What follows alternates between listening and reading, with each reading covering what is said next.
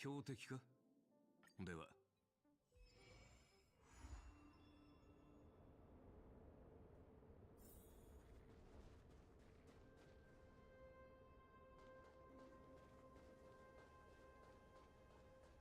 Easy now. Let it swim a little closer.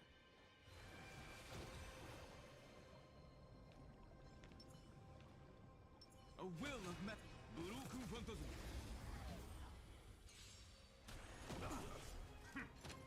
Earth shatters, heaven trembles.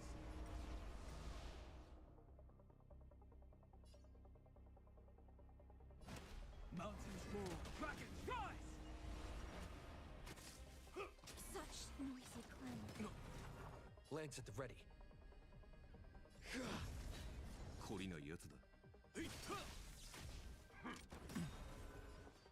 Dragons soaring above the lands. This is permanence. Send them. Sink with me. In the abyss's revels, your cries rise.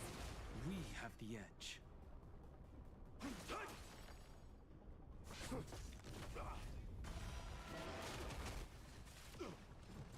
Stay close. Here stands the Silvermane God. 私の番か。Just give it up. Offer you a requiem. Be intoxicated. I'm on guard. Lance ablaze. Flaming lance! Forward!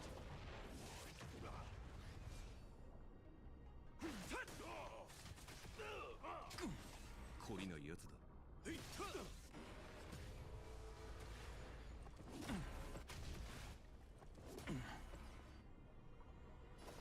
Sink with me.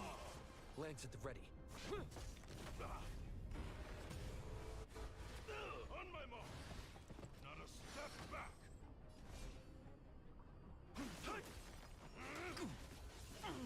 私の番か。体ボルグ。トレースオン。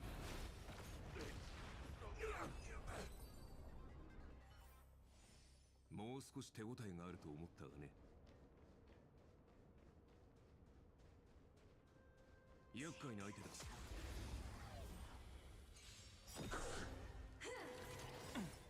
Dragons soaring above the lands. This is permanence.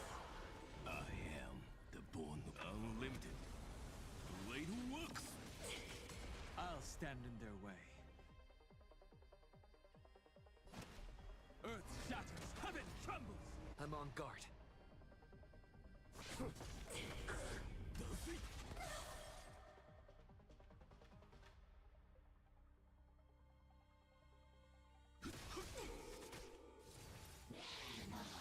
Not a scratch.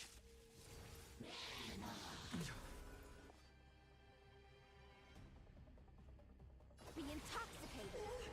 Send them.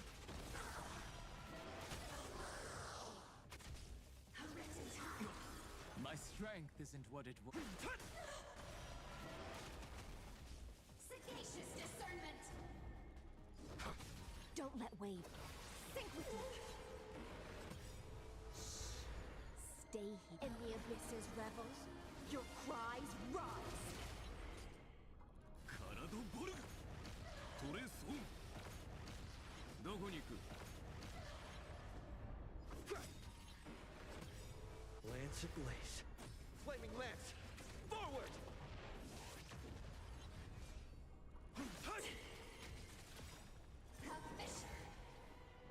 Dragons soaring above the lands. This is permanence. Offer you a requiem. 懲りないやつだ。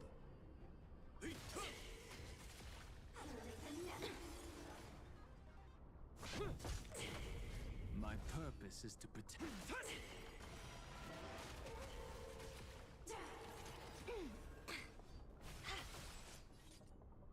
Karado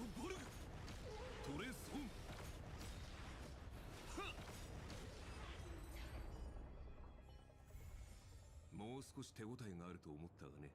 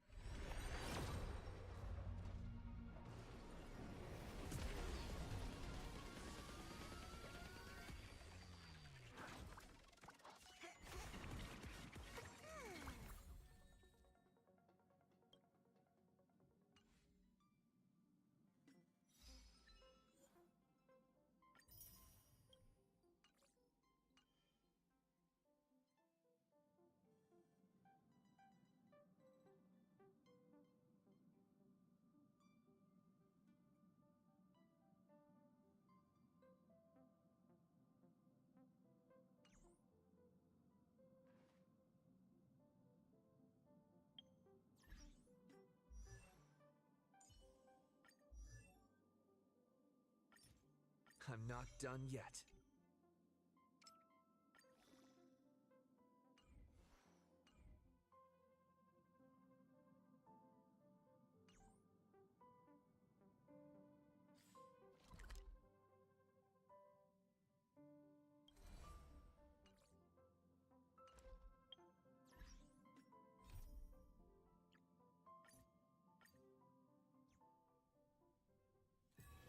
All this free time, why not make the most of it with a game? Would you be willing to support my performance? And keep the Song of Beauty alive in the cosmos? Wow, how fabulous! But why would you give such a wonderful gift to a random stranger like me? Well, you see, I can't bear to see anyone in this sweet dream suffering from poverty. That's incredibly kind of you. Thank you so much, sir. If you ever get the chance, please, feel free to come by and indulge in my singing. Sure thing.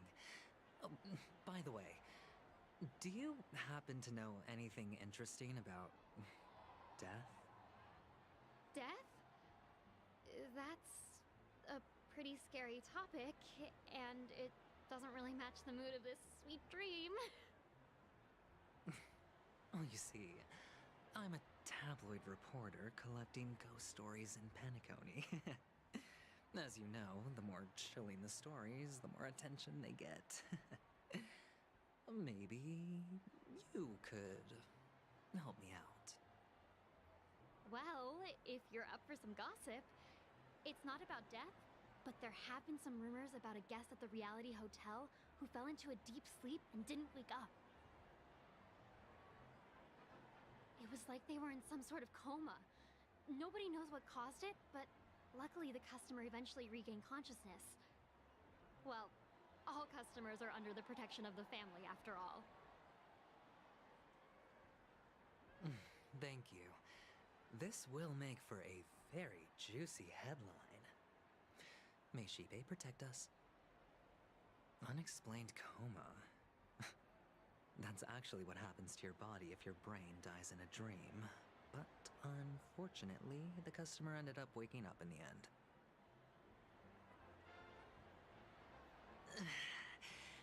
I can feel something inside my head. Is the harmony starting to kick in?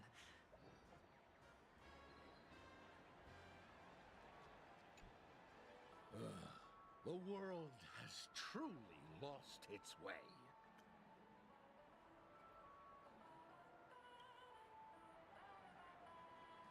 You...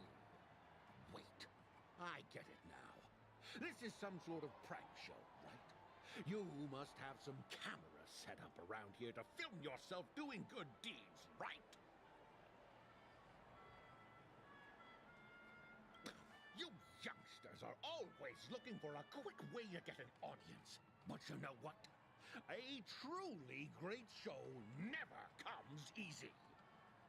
A great show will start soon, old man. But before that, I need to ask you something. Do you know where I can find death in this dream? Ah, I see.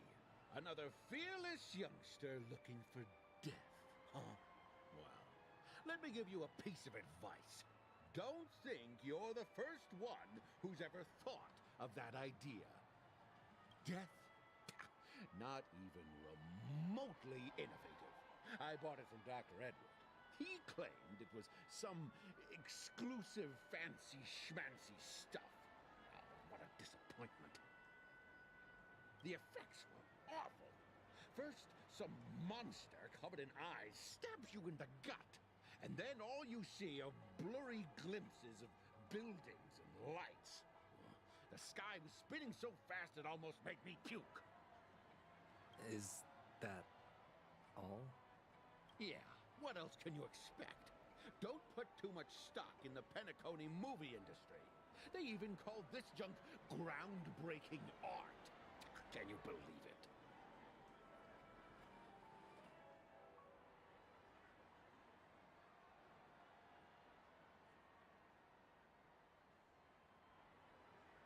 What a joke.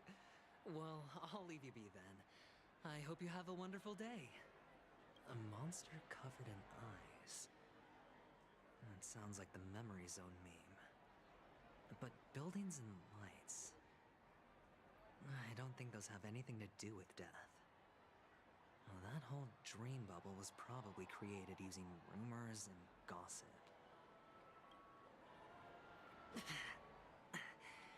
The disturbing voice in my head. It's getting closer.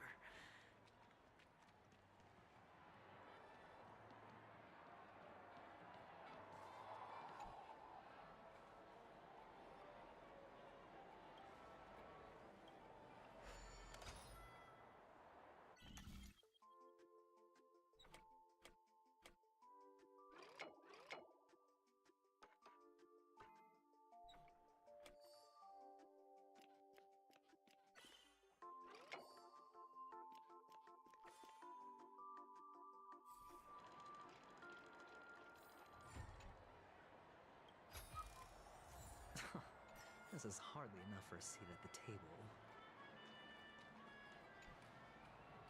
Sip of liquor. A blissful reprieve. To drown 1,000 sorrows. Let worries leave. I know I have what it takes to become a poet. Oh? You're giving these gems to me? Didn't expect to meet such a generous soul in this place. Or are you just pitying me? Well, it really doesn't matter. As long as I have Soul Glad, that's enough. This is just a dream after all. You really shouldn't drink so much Soul Glad, my friend. It's not good for your health. Oh? Maybe I really should quit. But not before meeting the Devil of Soul Glad. The Devil of Soul Glad? Care to elaborate? Yeah. It's a seahorse with a long neck. They say it loves to appear to drunk people, especially the ones who are passed out on the side of the road. How funny. Yeah. Very funny indeed. Thank you. Does everyone have to go through so much torment before joining the family? Darn it. Now I just want to dig out my brain and use it as evidence.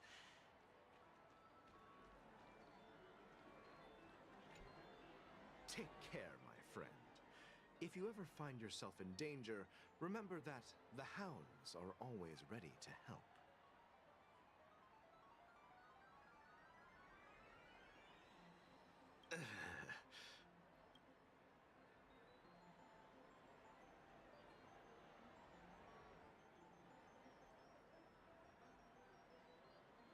You don't look good, my friend. If you need assistance, I can contact the hotel and have them wake you up forcefully. That won't be necessary. I have some business to attend to. But thank you all the same. All right, then. If you ever need help, don't hesitate to reach out to us hounds. Well, actually, I do need a favor. As the most outstanding hound in Penacony, have you come across any stowaways recently? Stowaways? How could there be stowaways in Penacony? We've never had anything like that before. All right. Good luck with your work then. What was I even thinking? Family would never share intel with the IPC.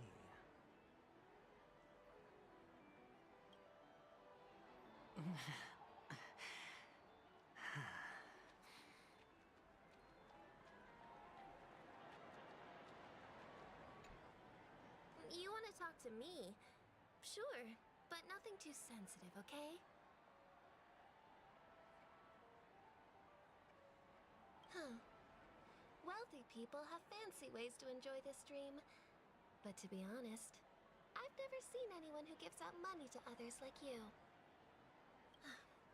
So, are you trying to be the prince from the tale, handing out his gold leaf garment and melting his lead heart in the fire?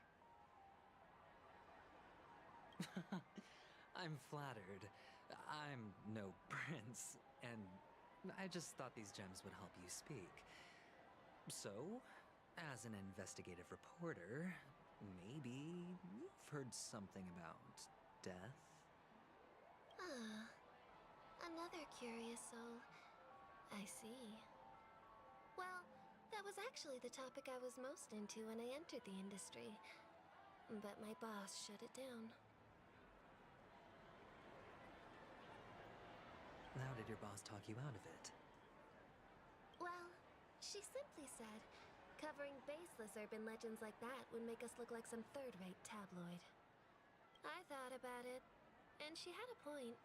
Reporting on stuff like blowing out birthday candles and getting spooked by nightmare ghosts isn't exactly professional material. Guess she's got a point. Thank you for sharing.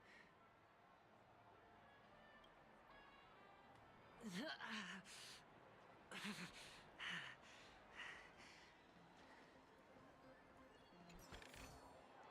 reward with no risk? I'll take it.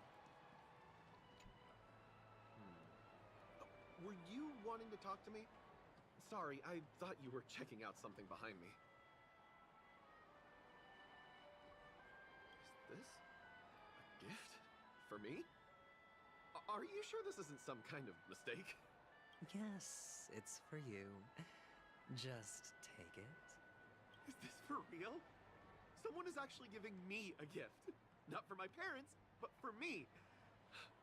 Thank you. Thank you so much. No, it's not much. I just want to ask you something. I knew it. What's on your mind? Are you trying to ask about my father or my mother?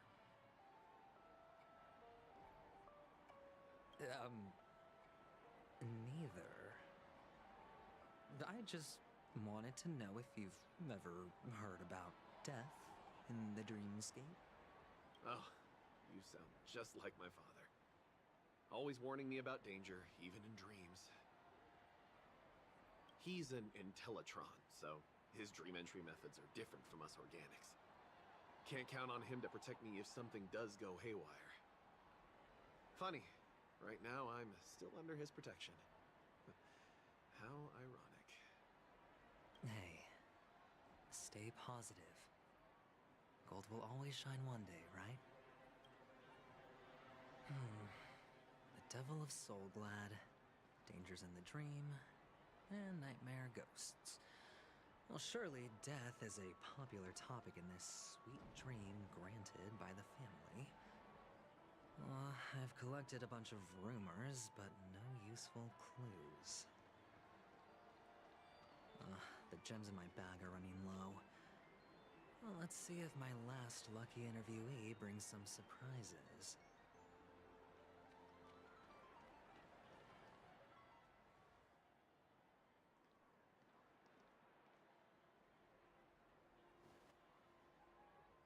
Remember what I said.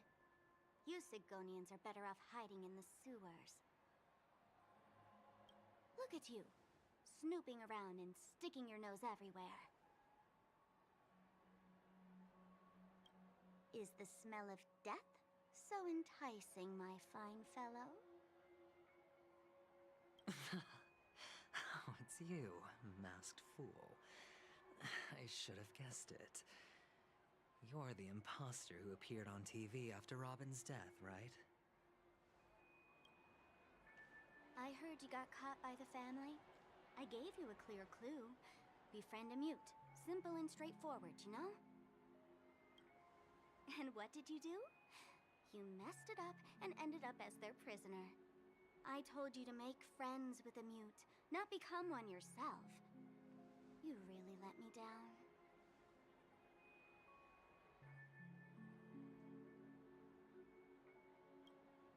What do you mean? You know better than I do. Who watched the little songbird that couldn't sing perish right before their eyes? You did, Blondie. No, I mean... What did you mean by becoming one myself? Well, it means you'll soon end up like her, unable to speak ever again. But it's a good thing if you ask me, because... Because I'm getting closer to the truth, right? Oh? Why else do you think I'm handing out cheap trinkets all over the streets, fool? All part of the act. Fool's bait. The more pathetic I seem, the more likely you'll come sniffing around. So, now that I've drawn you out, will you reward me with an answer for my efforts? Why should I help you? Don't you want to see Penacony descend into... chaos?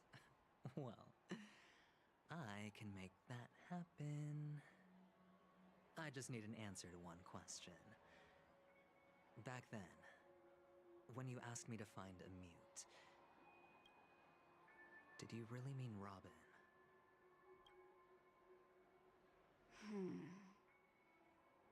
And what if I say no? Then I'll thank you. Oh, the word no has never sounded so pleasing. Well done. I admit I underestimated you, but what difference would it make? Let me tell you something. There were 2 mutes, but one is dead now, and the other, though she is still in Penacony, I'm afraid you'll never find her again.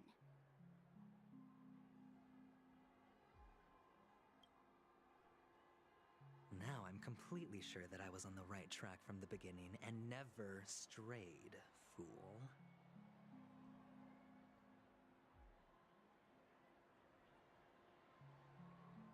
Right now, there are only 2 things missing from my grasp. The meaning behind the truth, and the means to expose it. How impressive. That's quite a fancy way of saying I haven't learned anything so far.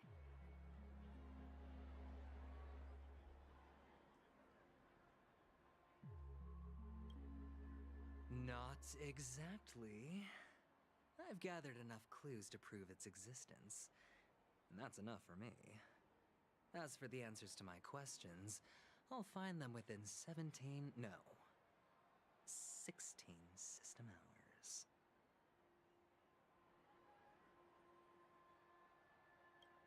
Oh, really? Only 16 system hours? Well, let me lend you a hand. Here you go. This is my precious, mutually assured destruction button, and I have one just like it. When either of us presses it, the other and the whole of Penacony will go up in smoke. If you're really so desperate for the IPC to take over Penacony, blowing up the chessboard isn't a bad idea. Start from scratch. That's where the IPC excels, right?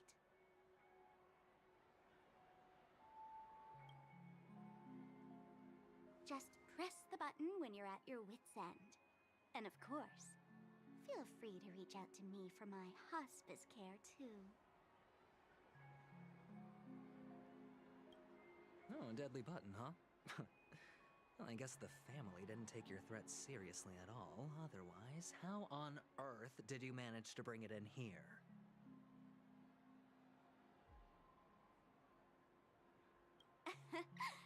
I have my own ways. That's all you need to know. Well, I'm afraid I'll have to decline your offer. Who knows if your little gadget will actually work.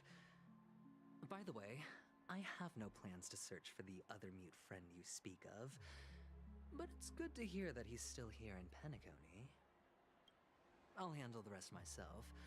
I'll orchestrate a grand finale for the downfall of the family.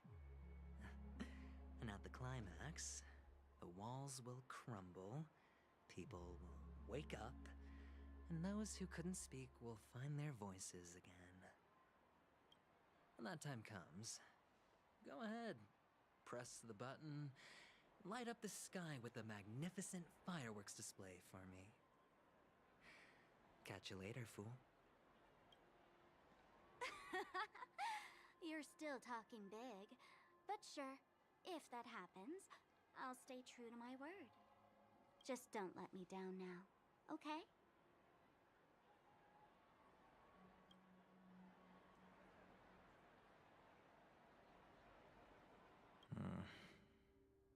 So, number 35. You're back. Like your new lucky charm? Can a commodity code really be considered a lucky charm? Silence!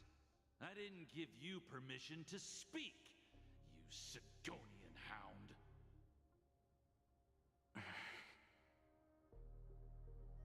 The guys in black didn't say much, so I've no idea what you did to save your skin in that massacre back in the day. But I figured you must have had good luck, so I bought you. From now on, you and your good luck are my assets. Are we clear? Your first task is simple. In addition to you, I've purchased 34 other slaves. Go, play a game with them. If you come out alive after 2 days, it proves that you're the real deal. You're insane. Testing out if you're a good product. Aren't you worried that the money you spent on me will go to waste? I've got stacks on stacks, Blondie. The slave market is never short of self-righteous brats like you. But you look good, and that's why many customers are betting their fortunes on a scrawny brat like you. So go along now and don't let your master down.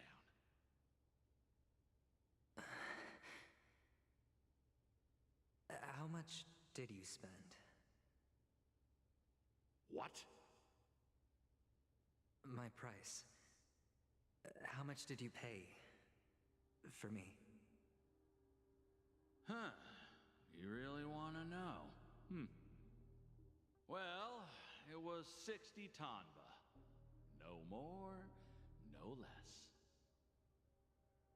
I'll take my chances. 30 tanba. If I come back alive, you'll give me 30 tanba. Deal? Are you trying to strike a bet with me? Oh, you've got some guts. Yeah, sorry, but that won't do. Don't forget your place, slave. You're not qualified to be at the table. You're just a chip. A life thrown away in someone else's hands.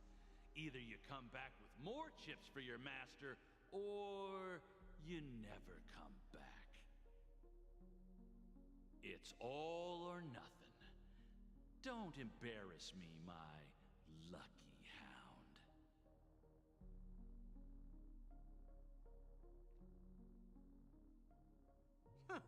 What brings you here, Gallagher?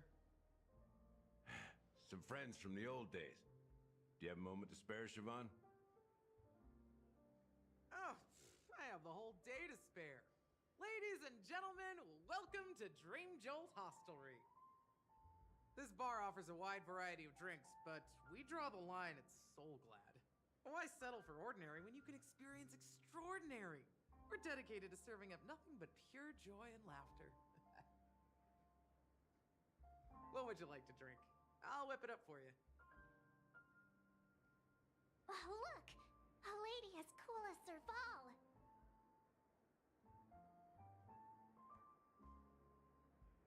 Who's Serval? Will you, introduce me to her? Huh? She's heard us. Just spare them, my esteemed bartender. I'll take over the bar today. I'm getting up there in age, and I need some practice before I forget the skills that used to put food on my table. Where did you stash the ingredients? They're all under the counter. Since our guests have traveled from afar, shouldn't you whip up some special drinks? That's exactly what I had in mind. Hey, my friends, do me a favor. Go around the bar and bring me any ingredients you fancy. The discussion might take quite some time, so I'll prepare some customized, non-alcoholic drinks for you. In the bar? But aren't all the ingredients right there on the counter? Why, we're in a dream, my lovely lady. You can help yourself to anything if you wish for it. Comfort, hunger, confusion, or even boredom. It's all within reach, right at your fingertips. Oh, did you hear that? She just called me my lovely lady. Even in reality, mixing drinks is more than just throwing ingredients together. A bartender needs to capture the bar's atmosphere, master technique, and spin a tale of mystery and anticipation. Only then can a perfect drink crafted with a customer's life story be created. In other words, what you get from your drink is down to luck, so don't overthink it.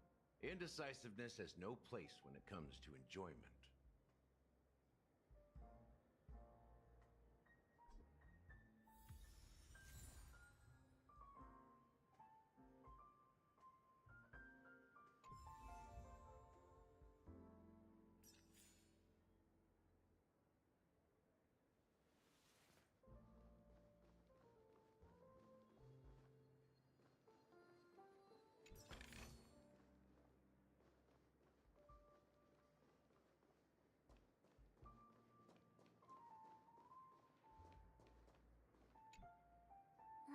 Can this be used for mixing drinks? Oh, and there's a note underneath. Exchange with your precious things. Oh, what should we exchange for it? And who should we give our stuff to?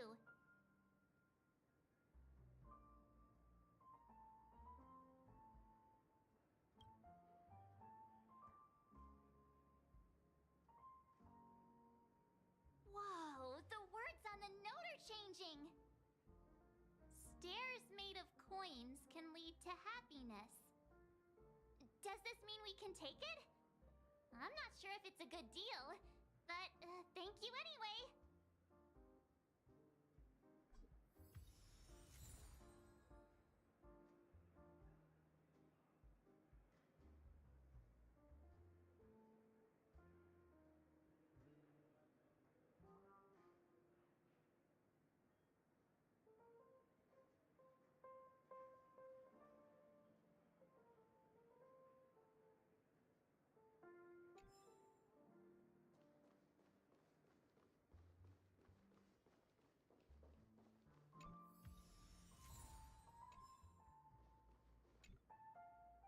Hey, look at all these chips scattered everywhere. A few days ago, an actor from the Iris family came. Caused a ruckus with Siobhan. Those chips must have gotten scattered during all the chaos.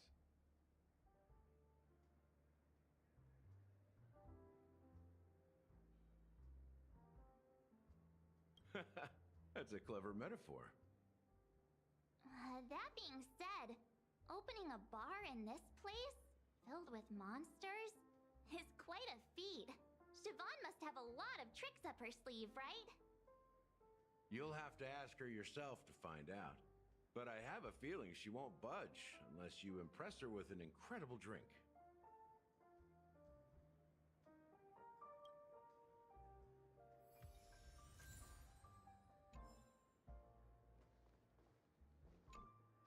It's Soul Glad! But I thought they didn't sell Soul Glad at the bar.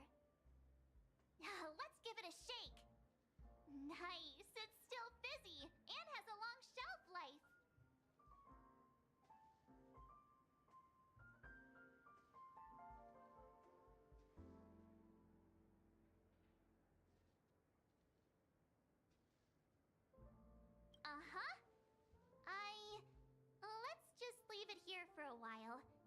It'll be alright, right? Why don't they sell Soul Glad in this bar? Did something happen? It's all about the bartender's pride. It wouldn't make sense for customers to come here and order drinks they can find anywhere else. That's the mindset I use when I brew my coffee. You're right, Himeko.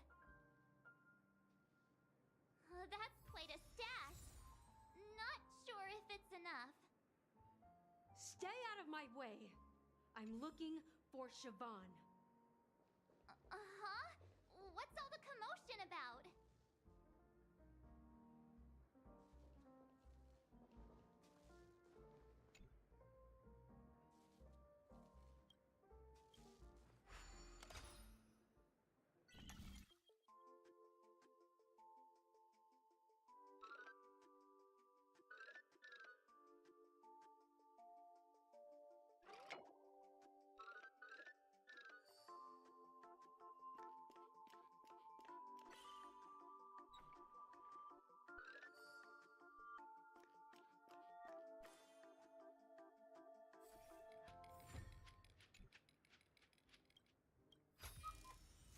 How about exchanging this for some honey brew?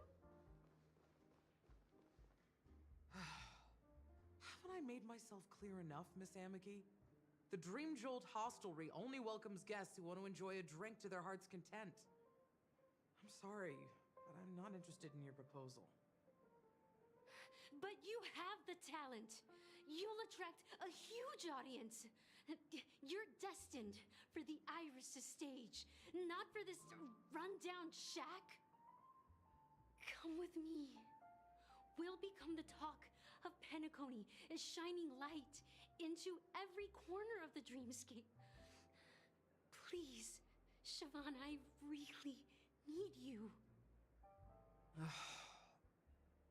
As you see, I'm entertaining my guests. Don't make me repeat myself. Fine. If you don't come along, I'll just sit here and not go anywhere else. Give me a sparkling drink. Sweet. With extra ice. Just one moment. What's her deal? We can't discuss the case with other people hanging around the bar.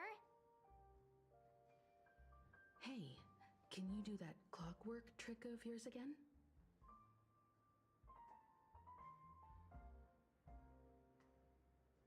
Time is running out. We need to hurry. Yeah, I'm counting on you.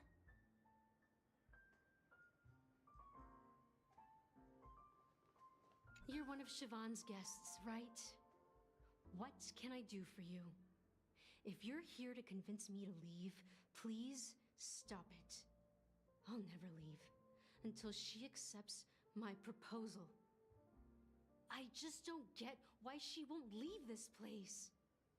This rundown shack with no customers whatsoever.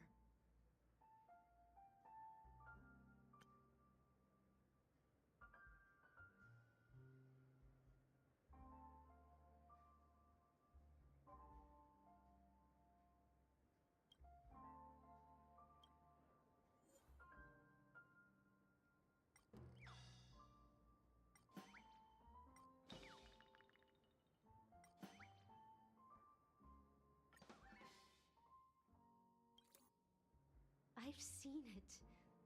The moment when Siobhan and I share the stage. The crowd is going wild, applause crashing like waves. The aroma of irises fills the air. A beautiful melody playing, ribbons dancing around us. And the taste is sweeter than honey. I've seen that scene countless times in my dreams, and every time it mesmerizes me. That's why I have to bring her back to that world, no matter what it takes. Want to raise a glass? my attentive listener. Let's consider it a toast to my far-fetched dream.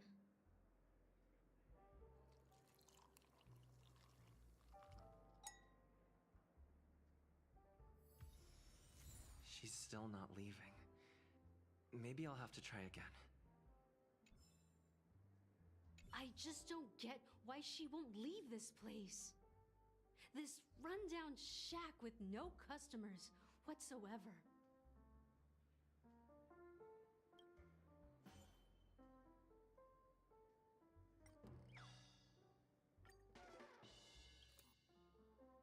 Those darn Iris jerks! They're the ones who forced Siobhan into hiding here, running this pesky bar. It's all their dirty scheming. I get it now. She's not leaving because she doesn't want to run into them again. I can help clear the way for her. I can do her a favor. I'll go back and write a letter to the Dream Master exposing the crimes committed by the Iris family. Siobhan will definitely appreciate it. Things might get out of control if she gets any angrier. I need to come up with another plan. I just don't get why she won't leave this place.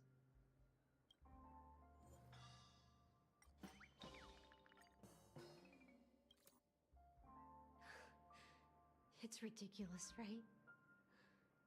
Our paths were never meant to cross, yet I'm still holding on to her. I'm too timid and shy, longing to shine but afraid of stepping into the spotlight. I need her guidance because I'll never be able to do anything alone. You don't know Siobhan's past, and you have no clue how radiant she used to be. Even among the talented Iris family, her skill was unmatched. I know she probably thinks I'm just trying to ride her fame to get ahead. But all I want is for her to reclaim her place.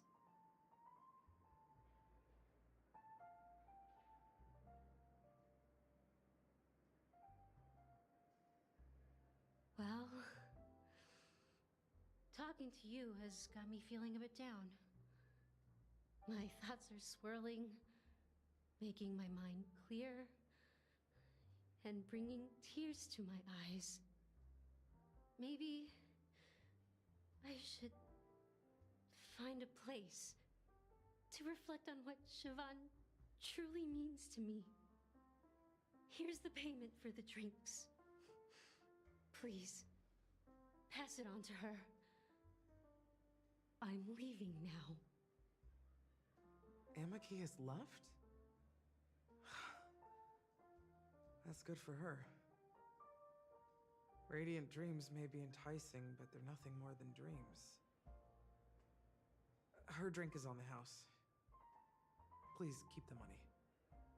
When you're ready, go to Gallagher. I can tell he's itching to show off his skills.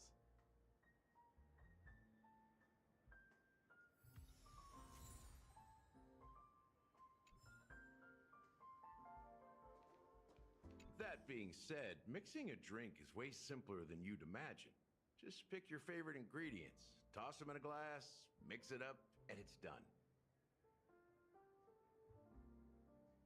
So, go ahead. Explore the bar and bring me any ingredients you prefer. Nice work. Let me take a look. You found some interesting ingredients there. Now, take your pick. Each drink has its own unique flavor, and the base ingredient sets the tone for the initial taste and the lingering aftertaste. So, which one would you like to use as the base?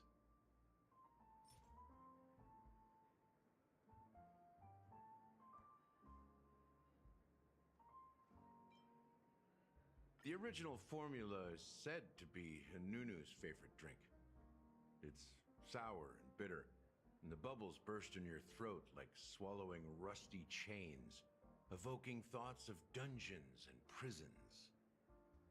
Now that you've chosen the base, it's time to pick the adjunct, the ingredient that'll create a marvelous chemical reaction with the base.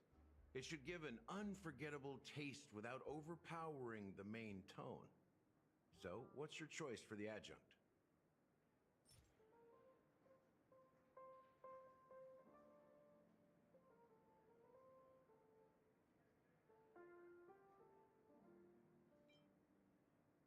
The taste is not very intense, yet evocative. After those despicables sent Mikhail away, I found myself lost in the wilderness of my dreams. They say that even the dirt here oozes with sweetness. All I tasted was stoic bitterness. Mikhail. Almost there. Let's pick a decoration. Which style do you prefer? Anything you need, I've got it.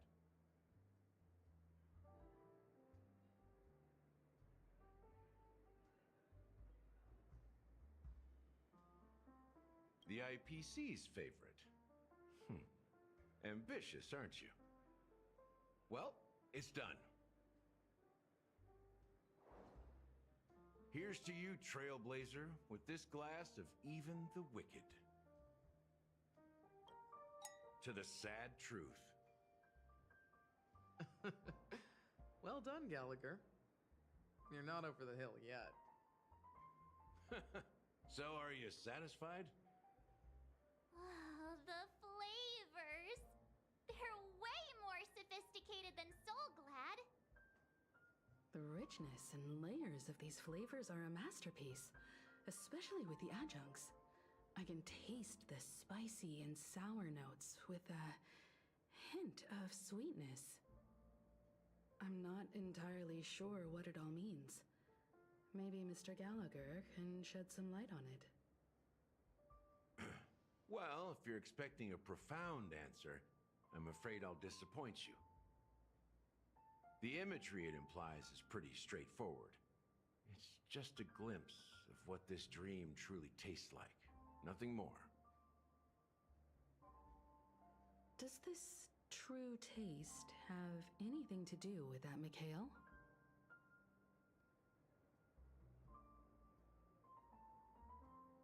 Yeah, that name does sound familiar.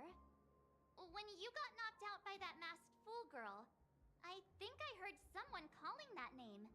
Do you remember? I was right about you.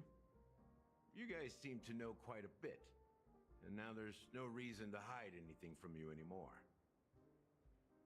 Let's dig deeper into the case, and of course, I'll tell you a story about Mikhail. All right, let's start with what we know based on the clues the family has. It seems that Firefly isn't a local or an invited guest.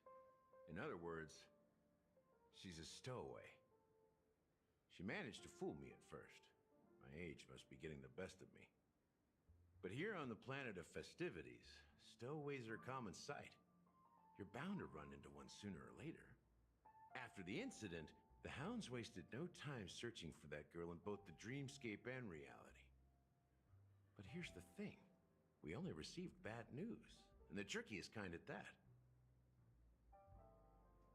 She simply vanished, leaving no trace in the dreamscape or reality, as if she had never come to Penacony at all. Huh? Does that mean...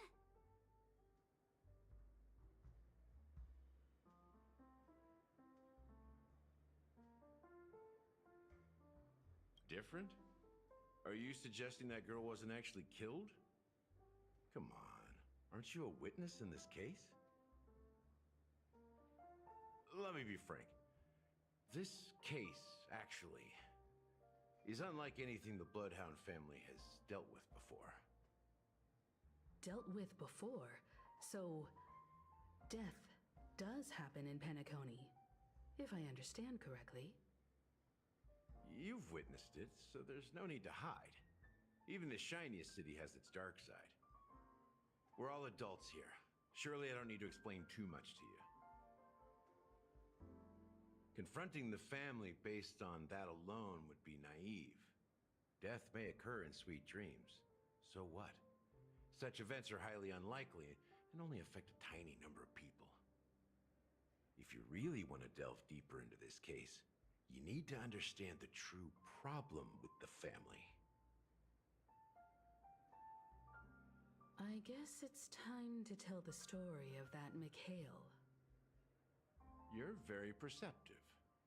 The Astral Express has received that music box too, right? Do you know the secrets it holds?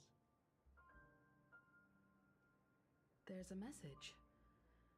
Witness the impossible in the realm of dreams. Find the legacy of the Watchmaker, father of Penacony, and thus the answer to the question, why does life slumber? That's the exact wording. Hey, why are you laughing? Wait, did you write it? It's quite poetic. No, but I'm the officer in charge of this case. So how could I not know? I'm sure you must have noticed that this message didn't come from the family. You might have even guessed that the relationship between the family and the Watchmaker isn't as close as it seems. That's just our speculation. Actually, it's hard to believe that the father of Penacony and its actual managers are at odds. Now I can assure you that your speculation is absolutely correct. The family has considered the Watchmaker an enemy for a long time, but the Hounds haven't been able to track him down, as he seems to be living only in the characters and stories he created. Let me ask you a question. Have you ever wondered why the family allowed the Watchmaker to send out such a ridiculous message to the outside world, inviting you here and causing chaos? So, you want to seize this opportunity to expose the Watchmaker? Well, now you understand why the Oak family authorized the Nameless to assist in the investigation, but kept you in the dark, right? Because the Watchmaker is not the legend of the land of the dreams at all. He's the most shameful stain in the history of Penacony, and he's the root cause of all the anomalies in the dreamscape. You don't get it? Well, I mean, Mikhail, the betrayer of the family, he's the Watchmaker.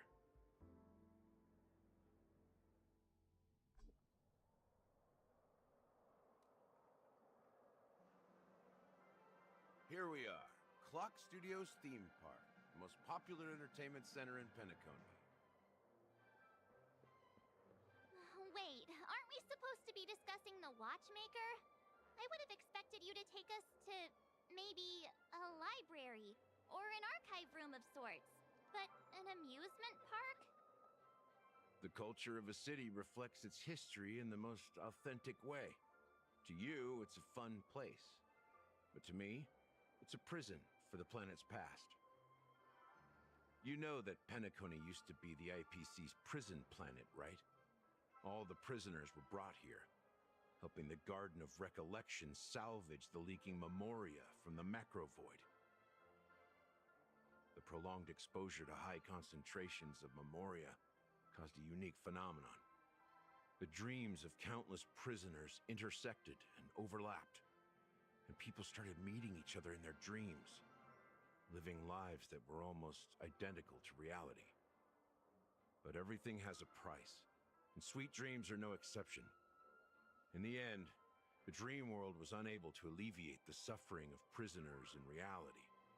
One of the prisoners broke free from the IPC shackles and fought for freedom. He is Hanu, the great leader of Dreamville, the great peacemaker, and the faithful companion of the underdogs.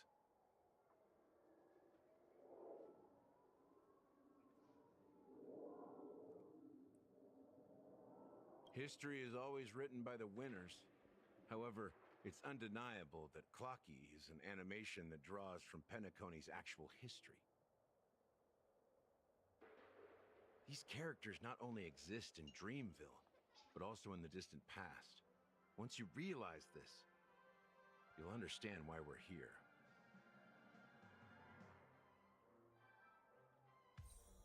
There are so many members of the Bloodhound family around here.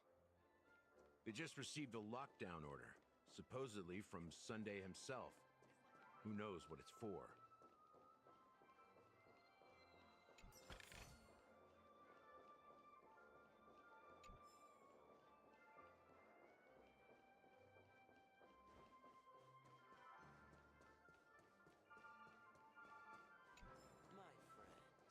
have we met before?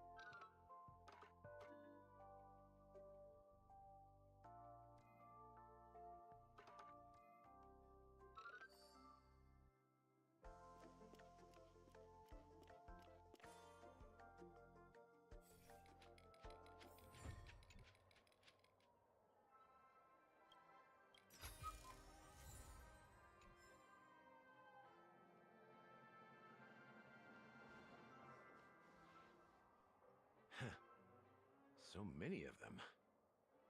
I've never seen anything like this, even when they're tracking down suspects.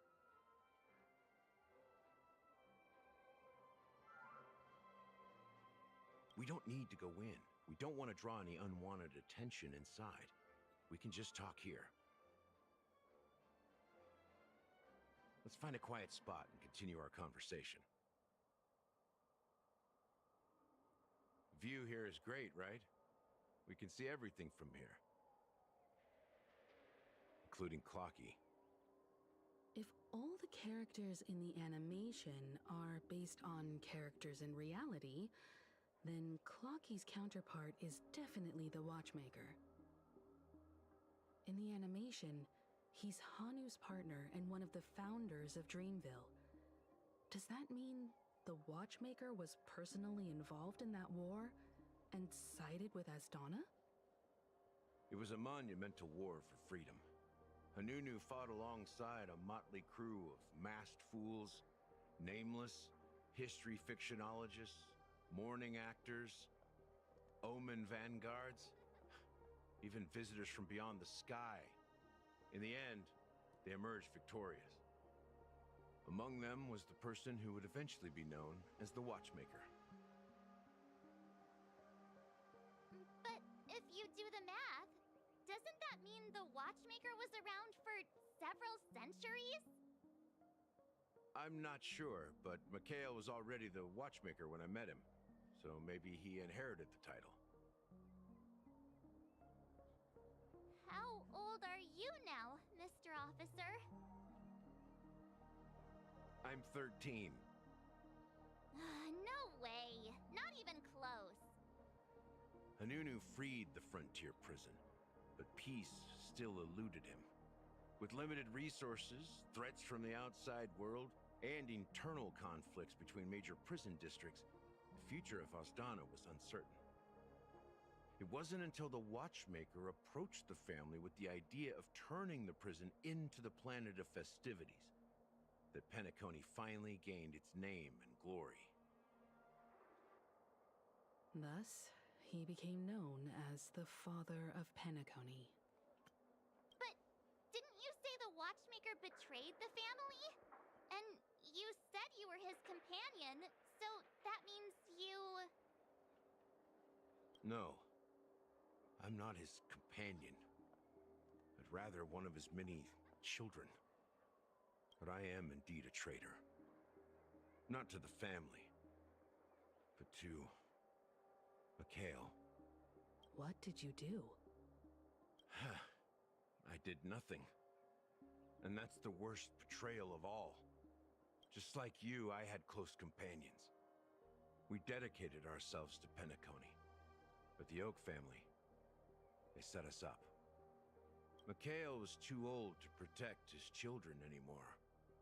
So we left the family to find our own path. We were branded traitors of the Harmony, even though the true traitors were someone else. While they continue to praise the Watchmaker's name in the world, behind closed doors, they condemn him on a pillar of shame. Nevertheless, we wanted to clear his name. We intended to find the real traitor, the one responsible for all this, and restore harmony to Penacony. But we failed. Too much time had passed, and the land of the dreams had become deeply corrupted. After countless fruitless pursuits, I gave up. Like a lost dog. The family accepted me and made me an officer, supposedly as a form of forgiveness. But it was actually a punishment. Since then, I've been completely cut off from my partners and my past. As for Mikhail, I heard he died in obscurity, in a place where no one could find him. That's when I realized that the Penacony I once knew would never return. We're truly sorry for what happened. But this is not the end of the story, right? Apparently, someone has inherited the title of the Watchmaker and has been secretly working against the family all this time.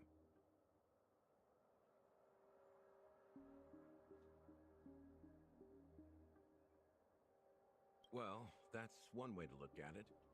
However, only one member has truly inherited the Watchmaker's title. Unfortunately, after all these years, I have no idea who that person is, or if they're even real. Or just Mikhail's lost soul haunting the dreams.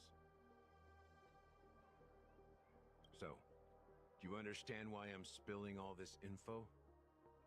Because I believe the girl's death must be connected to the Watchmaker's legacy. And at the end of all these mysteries, we will find the answers we are seeking. If it really is Mikhail's ghost, I want to meet him. If only for the last time. For those who despise me could form a line from here all the way to the entrance of the hotel. But those willing to look me in the eye and hear me out? Let's just say, there won't be many.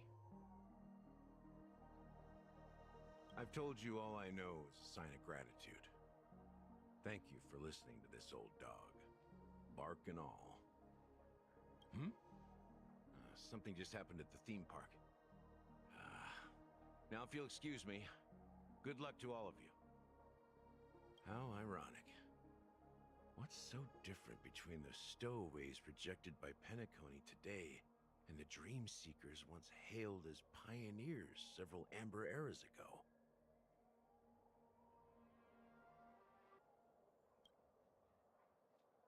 Gallagher does have a troubled past, it seems. While Firefly's whereabouts remain a mystery, his stories shed light on our suspicions about the true identity of the Watchmaker, his connection to the family, and the power struggles hidden behind sweet dreams and death.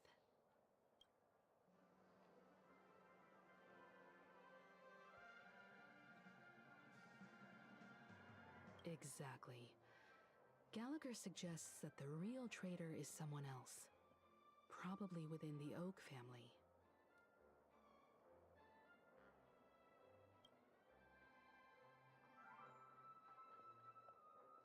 That lines up with what we've gathered so far.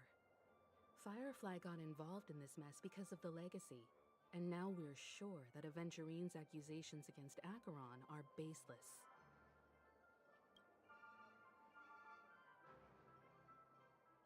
You're really into Clocky, huh? He's just a fictional character, not a real person. Speaking of which, that Clocky who only reveals himself to you is quite intriguing. It's a shame we've never met him since then.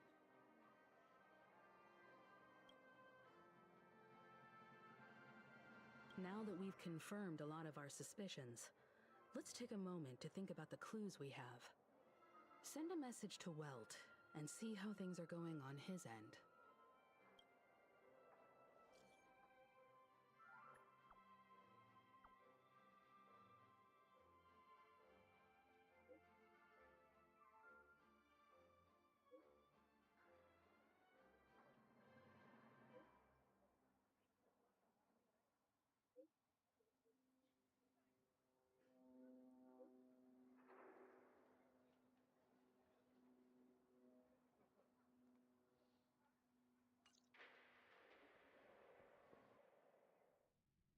Are your companions worried about you? They're just checking up on me. Let's get in and get out. Seems they've made some progress. Looks like we're about to enter the depths of Dewlight Pavilion. It's been a smooth ride. Almost too smooth for a heavily guarded mansion. Let's see if there's anyone waiting to greet us.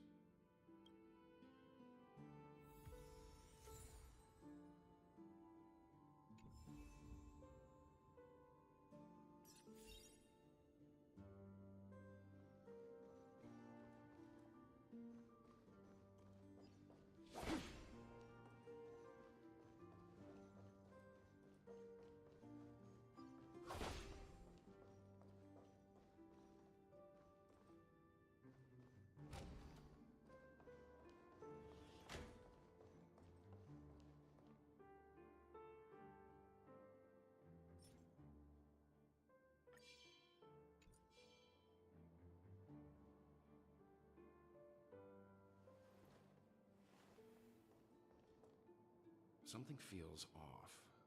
A grand mansion like this and not a butler or servant in sight. Could it be due to the disruption caused by the emergency? Well, this door is open. Looks like we'll have to investigate ourselves. Let's proceed with caution. Just one moment.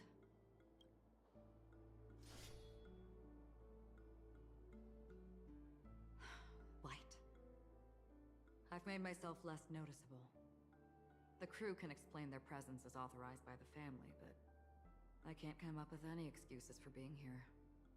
I see. What an interesting technique.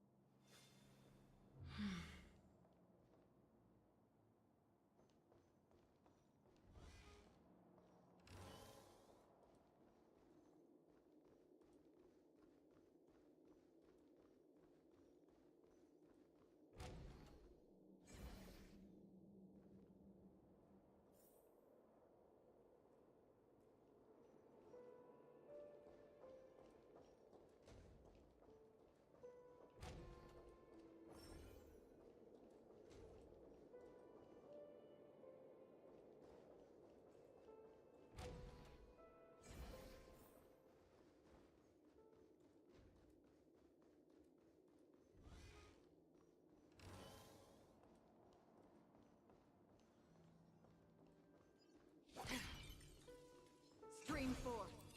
Bleed those blades.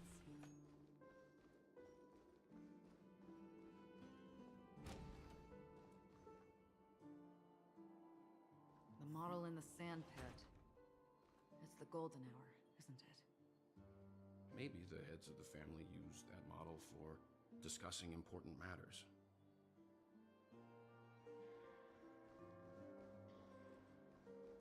The footprints here are different from the rest. There are two sets of them. Looks like outsiders might have passed through here not long ago.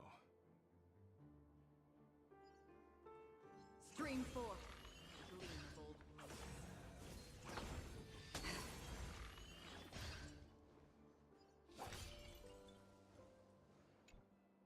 Can you identify the people who left these footprints? Well, there's a unique pattern here. Flamboyant, even.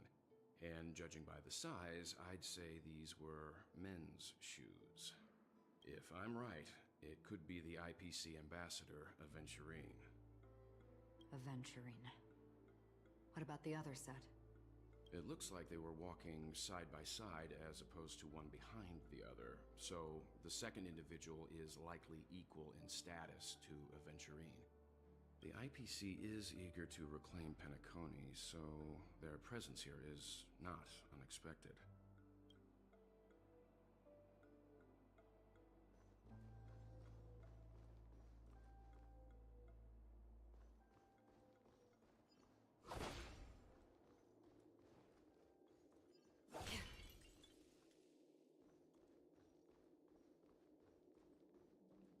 Stream 4.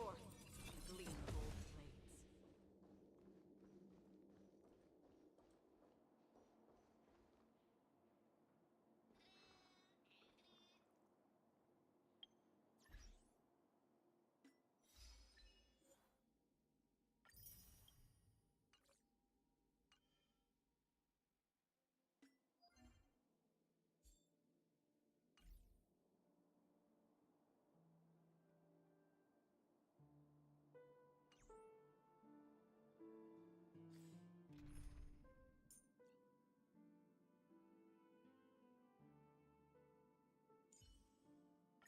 Let the music of our victory thunder across the land.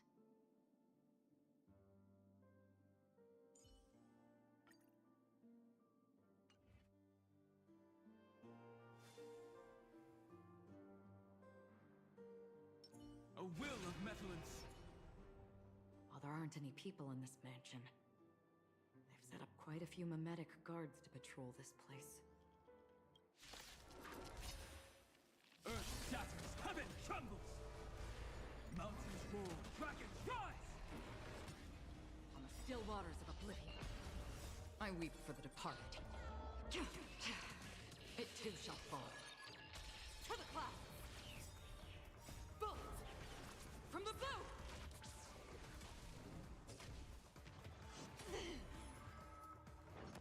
I can take it. Another journey begins.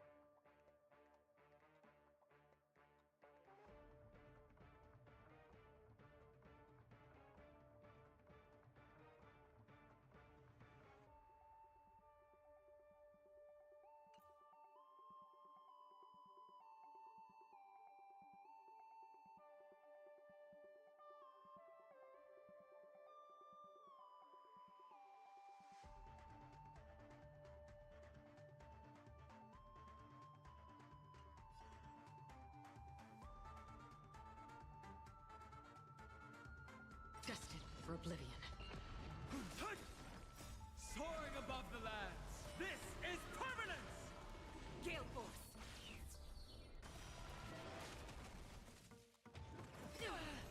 Watch yourself! In the abyss's revels, your cries rise. I weep for the departed. It too shall fall. Look, it dropped something. A note. Looks like instructions from the butler for the other servants.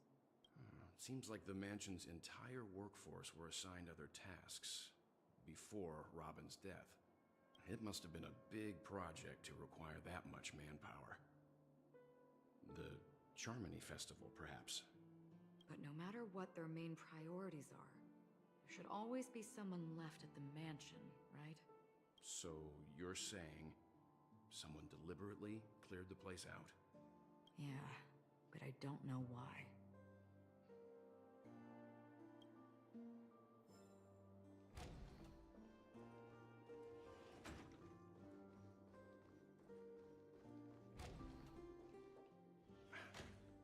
No one here either. Since no one's around to entertain us, let's make ourselves at home. Stay close to me so that my white can cover you too.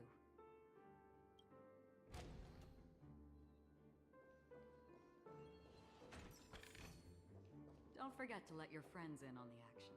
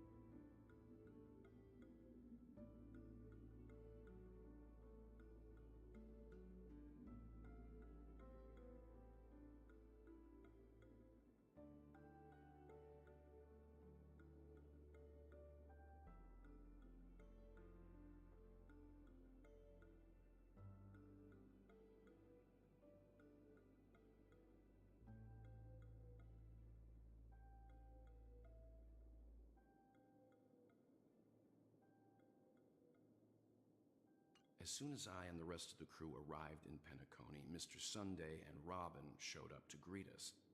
I remember hearing something unusual in her voice, and now it seems I was right.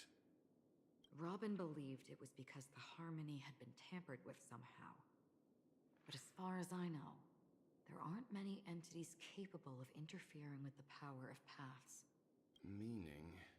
If there really is a traitor within the family, that person must hold a high position or possess unimaginable strength. That would explain why Mr. Sunday has been having such difficulty in catching the traitor.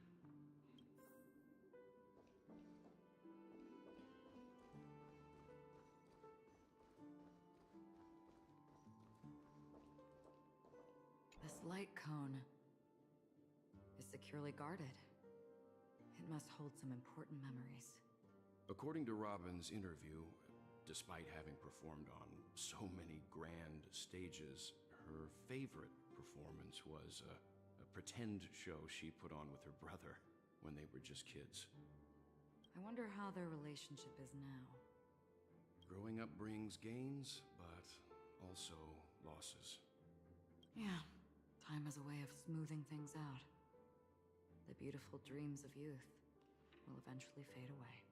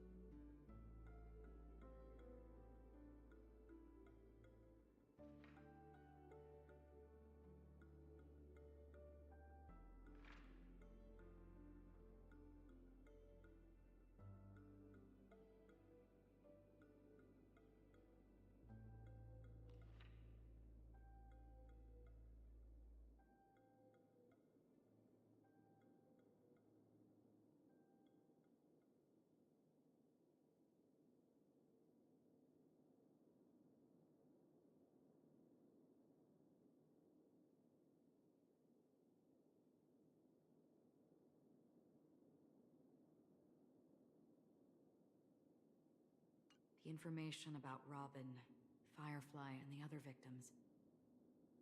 I don't see any commonalities among them.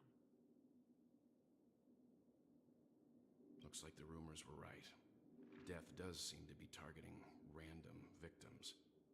And based on Sunday's notes, he's no stranger to death. He's just surprised that it has resurfaced.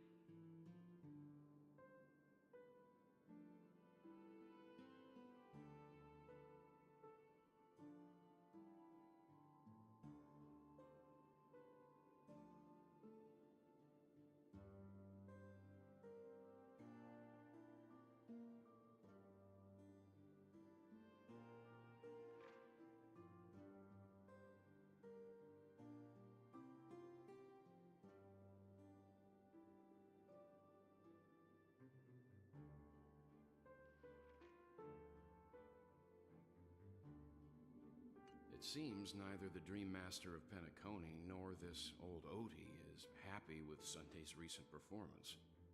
They don't seem to care much about death.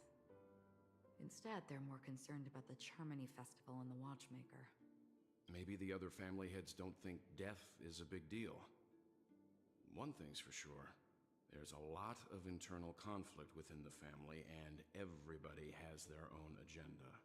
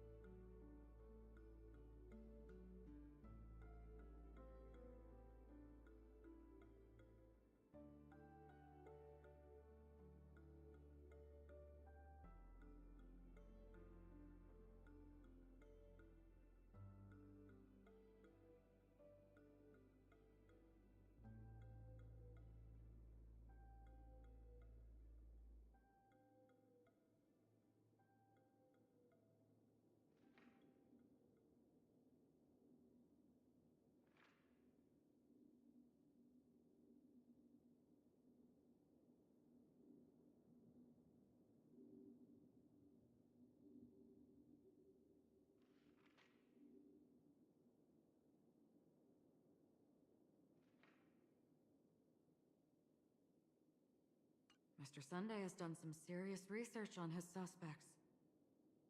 This traitor must have been causing trouble for the family for a long time. They all seem to be insiders, but I haven't met any of them. Huh? Wait, these characteristics. What is it? No, nothing. Maybe I'm just overthinking things. However, if this traitor really exists, could they be responsible for Firefly and Robin's deaths? Perhaps that's why Sunday is taking this matter so seriously. That's all for now. Nothing more noteworthy. Before coming here, I had all sorts of scenarios in my head about dealing with the family. I did not expect an empty mansion. Watch out. Someone's approaching. I don't think trespassing on forbidden areas is the way to be a guest, Mr. Yang. And... Acheron? The Galaxy Ranger? Our apologies, Mr. Sunday. Nobody came to greet us, so we entered without permission. I hope you can forgive us. But even if there's no one to greet you, you should wait for the host. Don't you agree? Even without the famous Galaxy Ranger. As far as I know, the crew has officially accepted the family's commission, so coming here will be unnecessary for you. On the contrary, that's exactly why we're here, to ask you about the case and gather more information. We don't want any loose ends. Well, since you've come with goodwill, I have no reason to show you the door. Rest assured, he hasn't figured out that we went through those documents.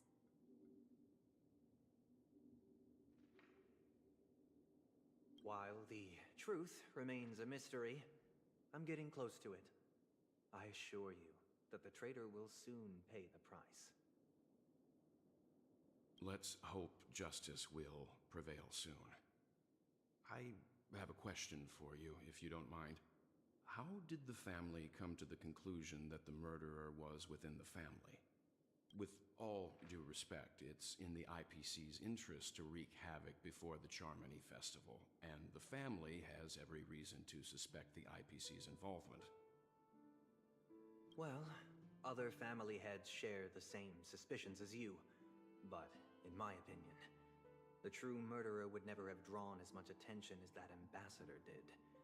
Not to mention, I personally shackled him a while ago. However, I'll give you a suggestion regarding your suspicions, Mr. Yang. You should be more cautious of Aventurine.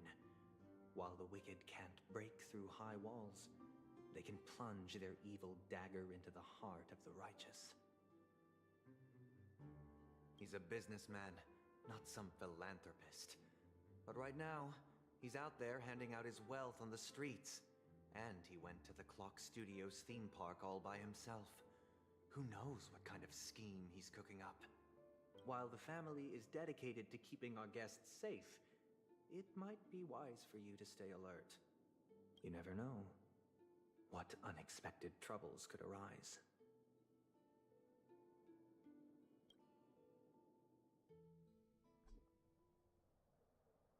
According to a Pierpoint hotline tip, there was a major breakthrough in the shocking Ejhazio Aventurine case.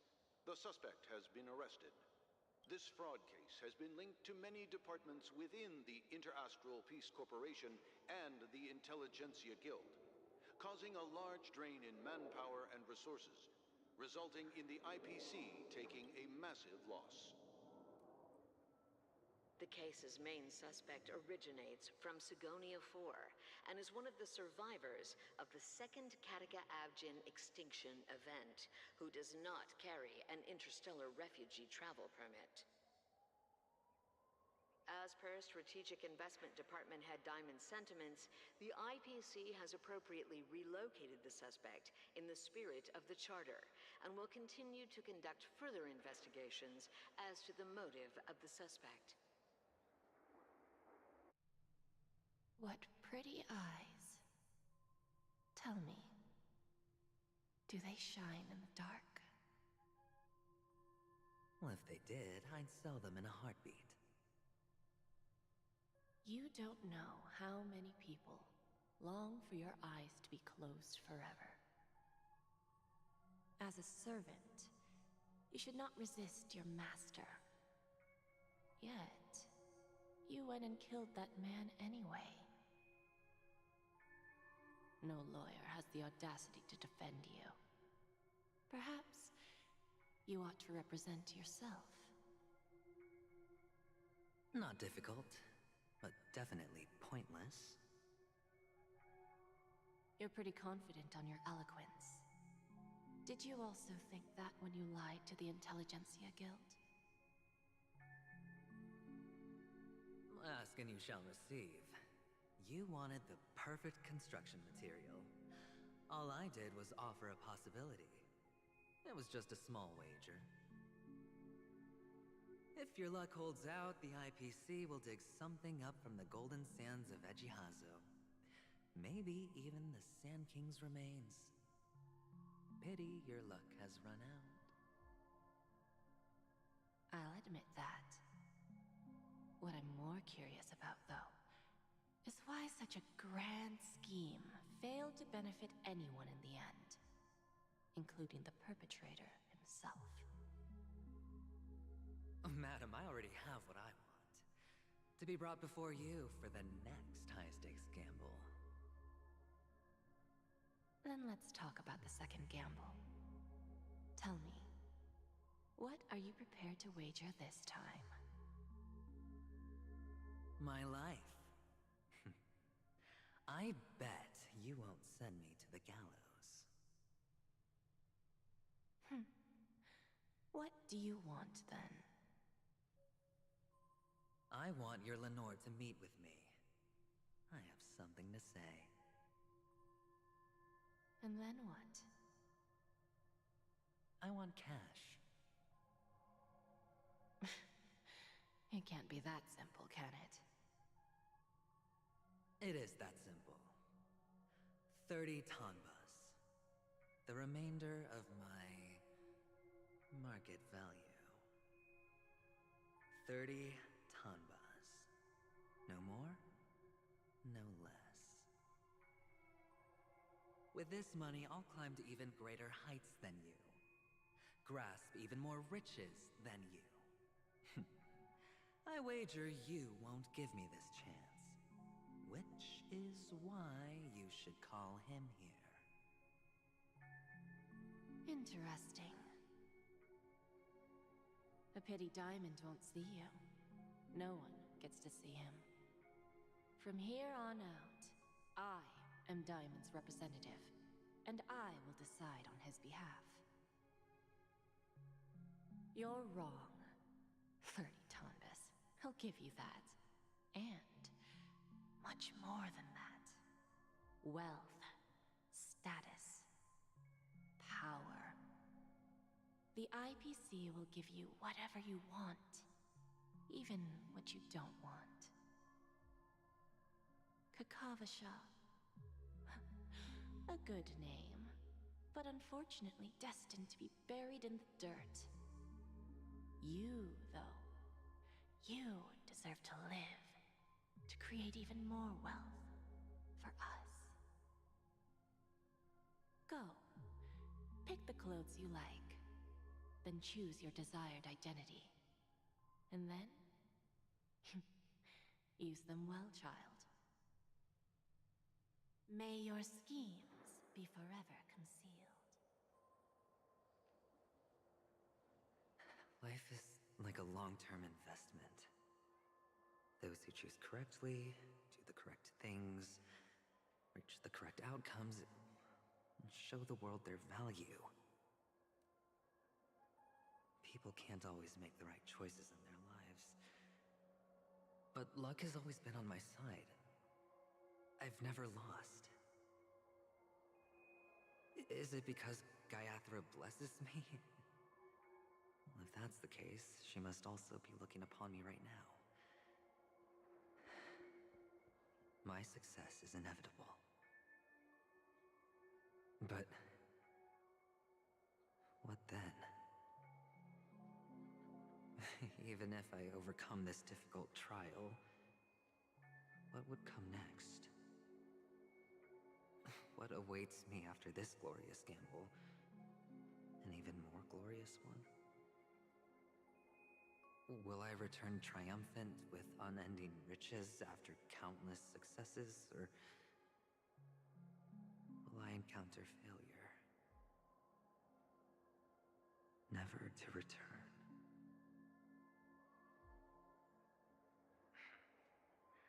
I'm pretty sure you already have some ideas. Lowly gambler.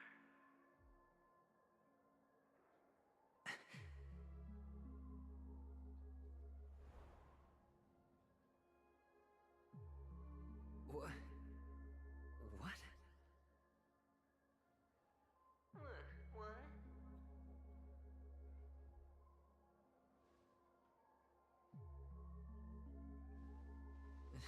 Am I dreaming, or have I gone completely insane? Perhaps both. Forgotten me already? When you were strapped to that electric chair by a mannequin warlords, who was it that gave you the idea? Fine. I may be crazy, but I'm not stupid. Get out of my head, newborn of the Harmony. The Harmony? Oh, don't play the fool. It's not the first time we've met. No need to be so polite. I'm you, and perhaps even more aware of yourself than you. Of what exactly you want. You're dying. And you still want to drag a bunch of unfortunate fools with you through death's door. That's why you're here, isn't it? A grand unveiling. You really think you can pull it off?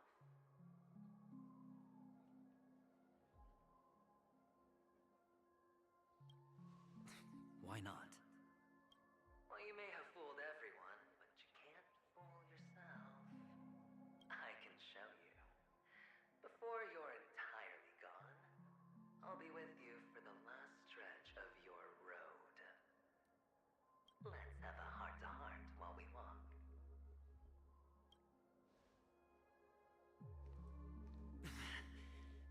What exactly are you? Most people in this world spend their entire lives just to reach one outcome. And I am that outcome. Kakavasha, I am your future.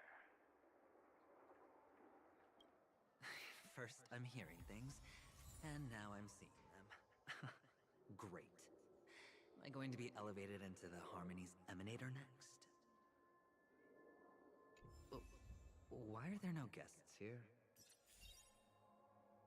What's that featherhead doing?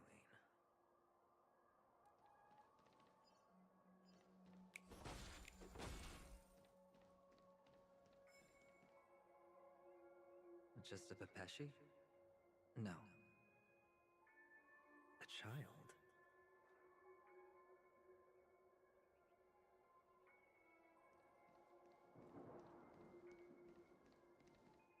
I thought minors weren't allowed in Golden Hour. Hey, kid. You okay? Are you lost? What's wrong, mister? You don't look well.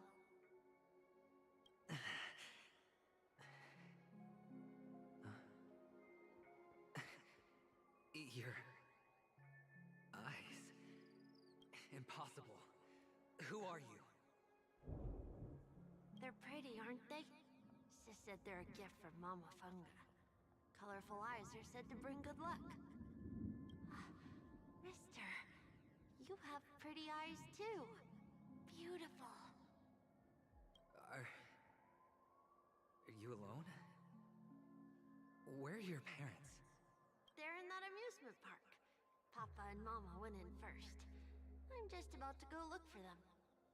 I have to go. Goodbye, mister. Hope you have a good time, too. Those eyes. And Mama Funga. No, it can't. There aren't any Avgens left.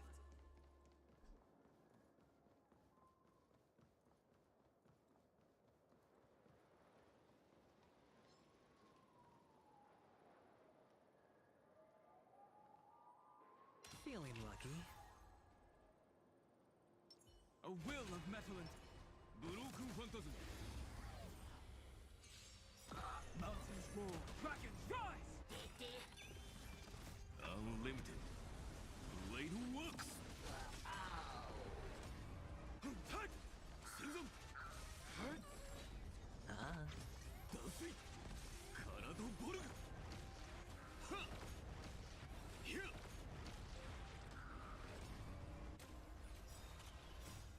Flaming lance! Forward! Sensum! Hut! Soaring above the lands! This is permanence!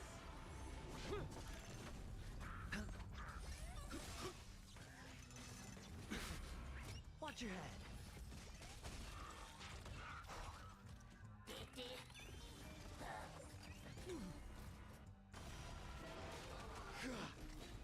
Sure.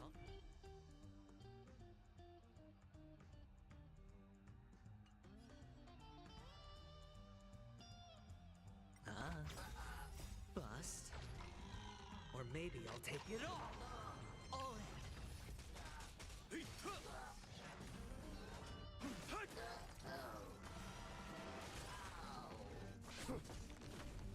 It's on me. Karado Borg!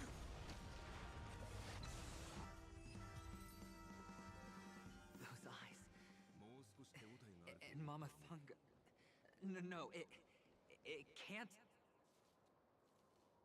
There aren't any Avgens left.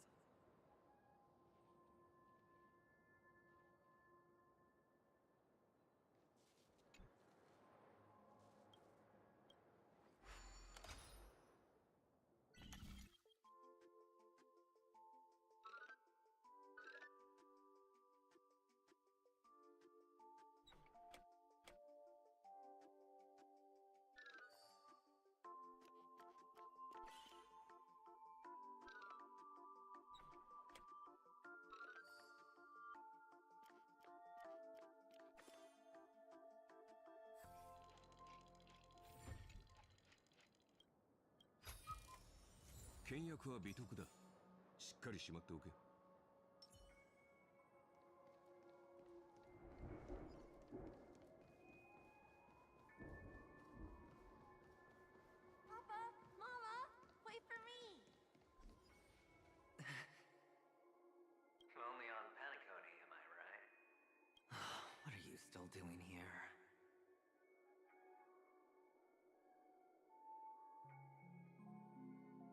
Well, you've known all along.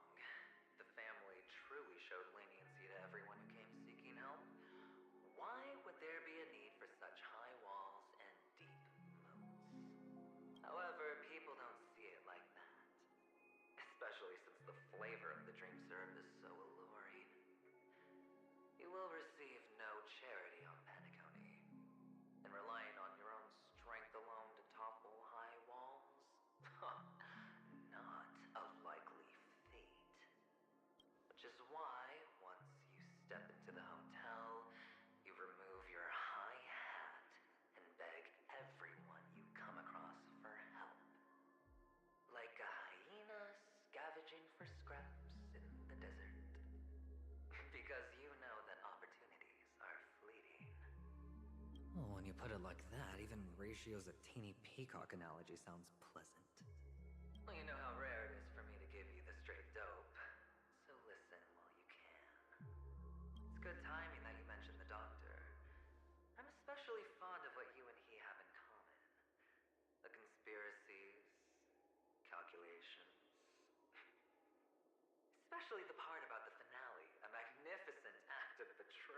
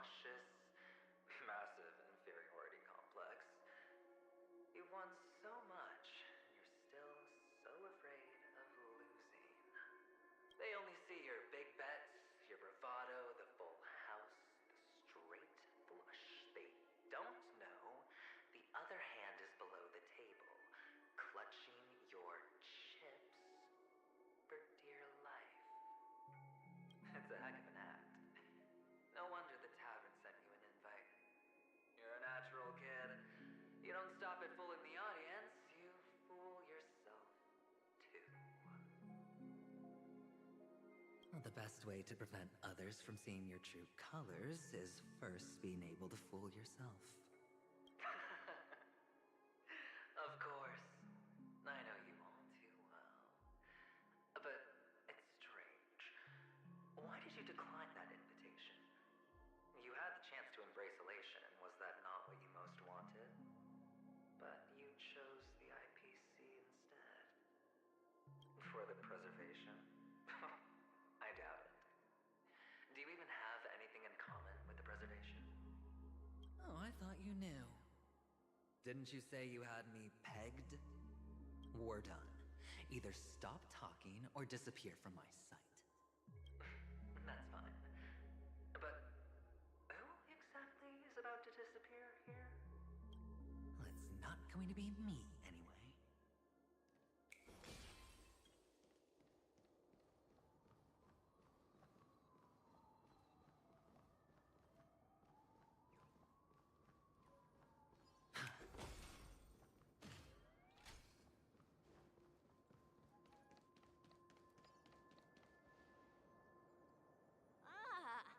Playing hide and seek. I'm really good at this.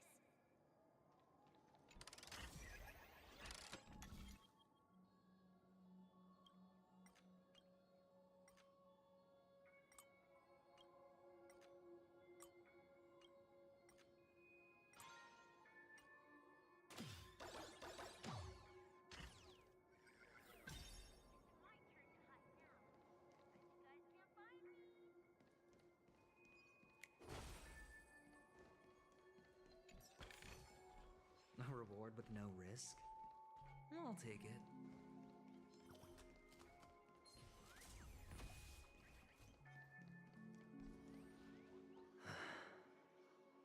Hide and seek.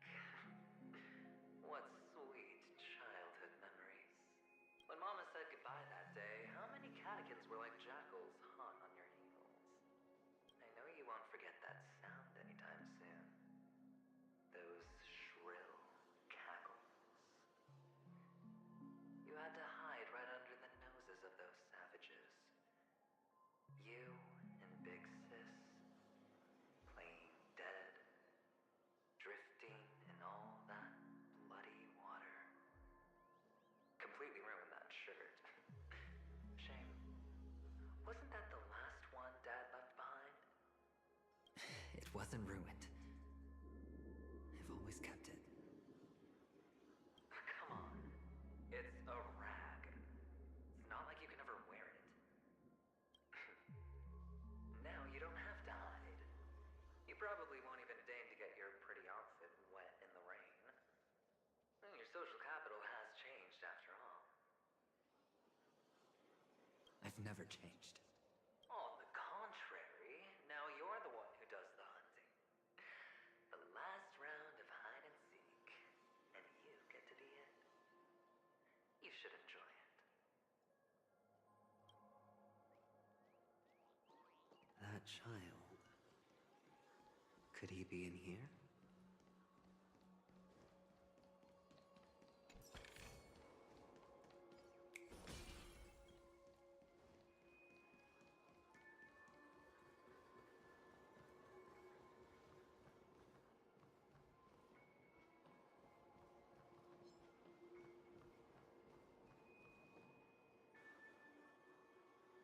Is this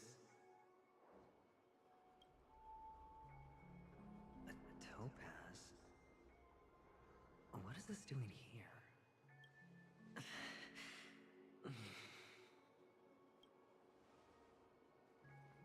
What? Does her cornerstone wrench at your heart, son? I was merely curious at why it was here. Maybe that winged guy put it here. To taunt you. Just to make you realize that your painstakingly arranged magic show is nothing but a death rattle.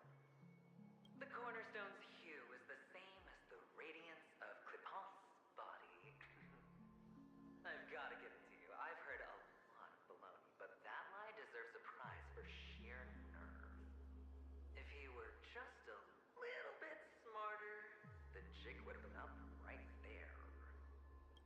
just bait. Of course. That's why Ratio's betrayal was one of the keys to your plan. I have to say, that doctor's acting was superb. Or maybe he wasn't acting at all. All the better for you.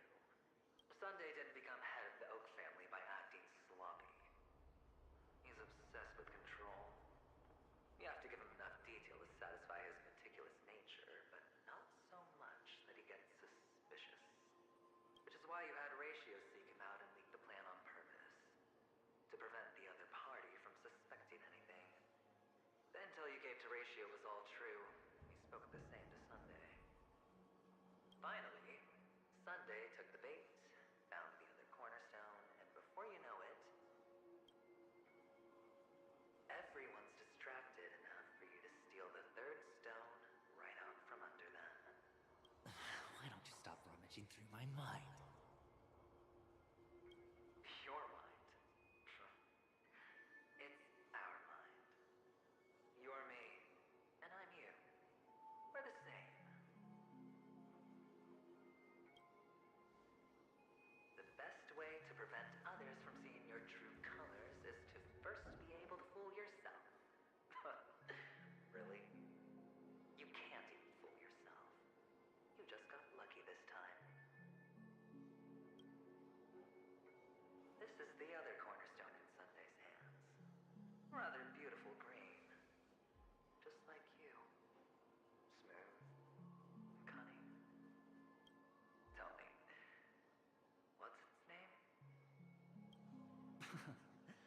Why are you even asking me? Must I do all the work?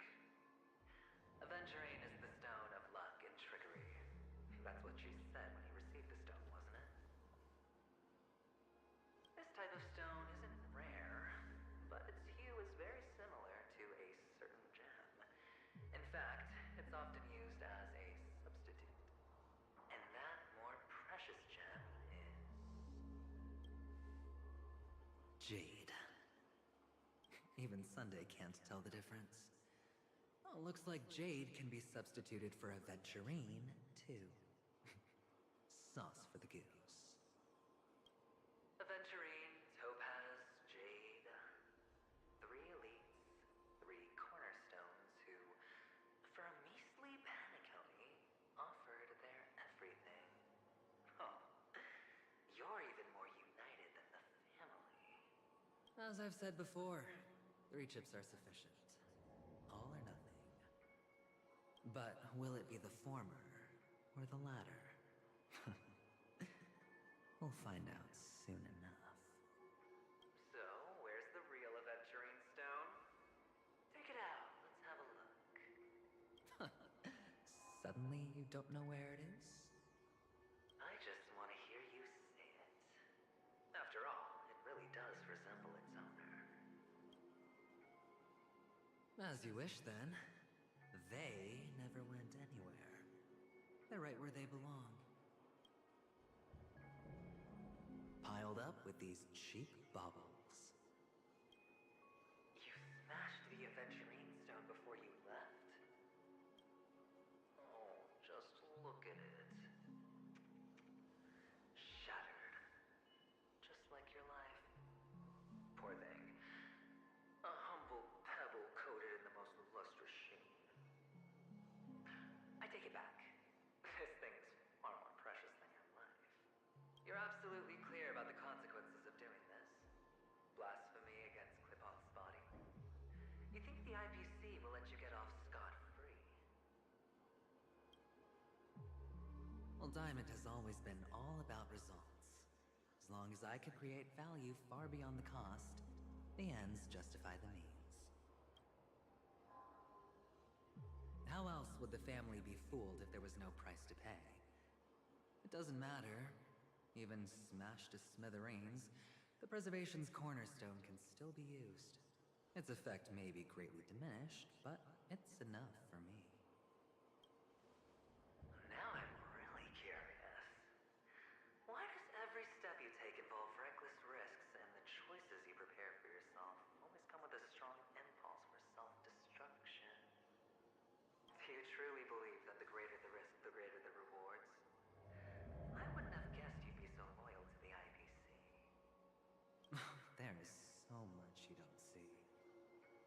Which is also why you'll never see how I'll win it all. That is, if you can do what it takes. We'll just have to wait and see then. The cornerstone is gone. Another illusion of the harmony. Huh?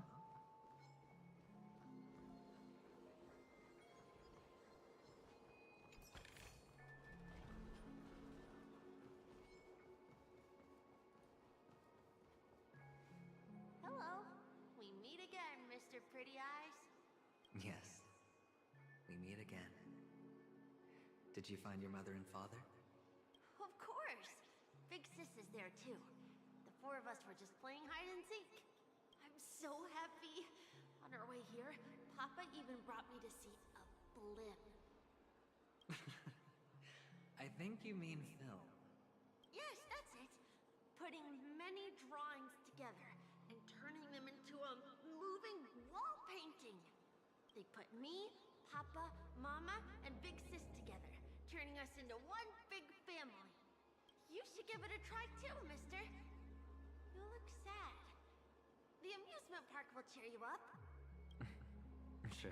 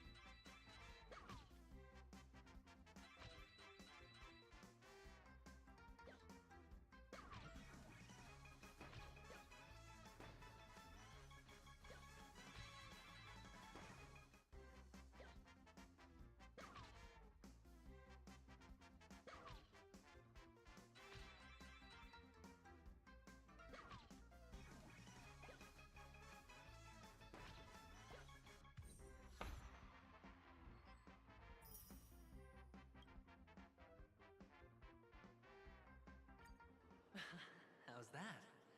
Not a bad score, eh? Boring.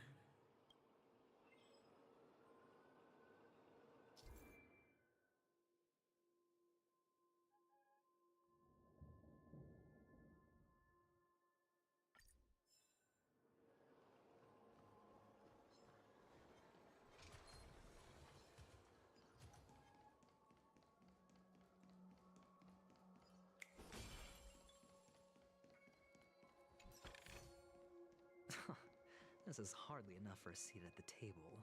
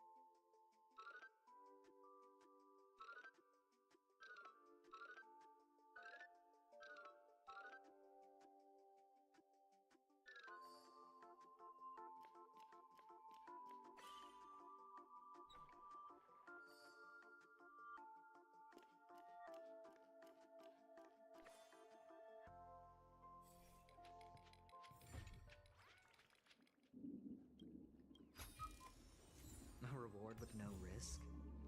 I'll take it. Why aren't you talking? You've piqued my interest. I'll admit that there are still aspects of you that I don't completely understand. Well, you sound sincere this time, at least. Well, sincerity is one of my traits that everybody likes. And I have precious few of those. Moving on. See that maze over there? I'll know everything about you before you reach the exit.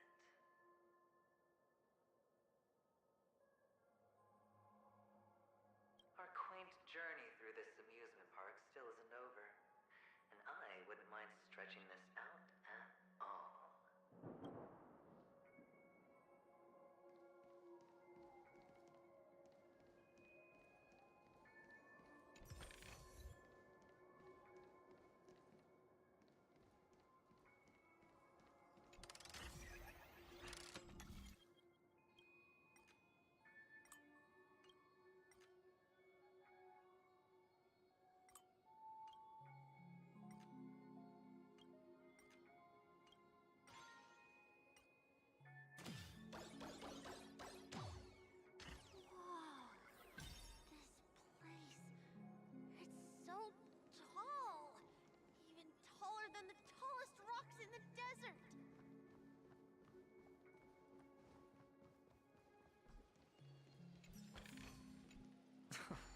This is hardly enough for a seat at the table.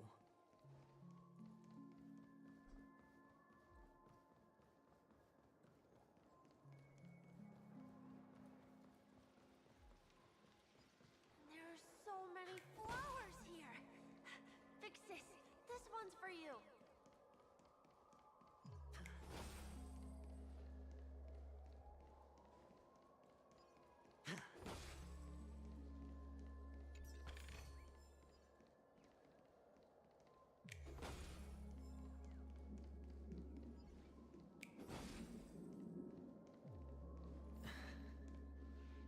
A dead end? Oh, is this the wrong way?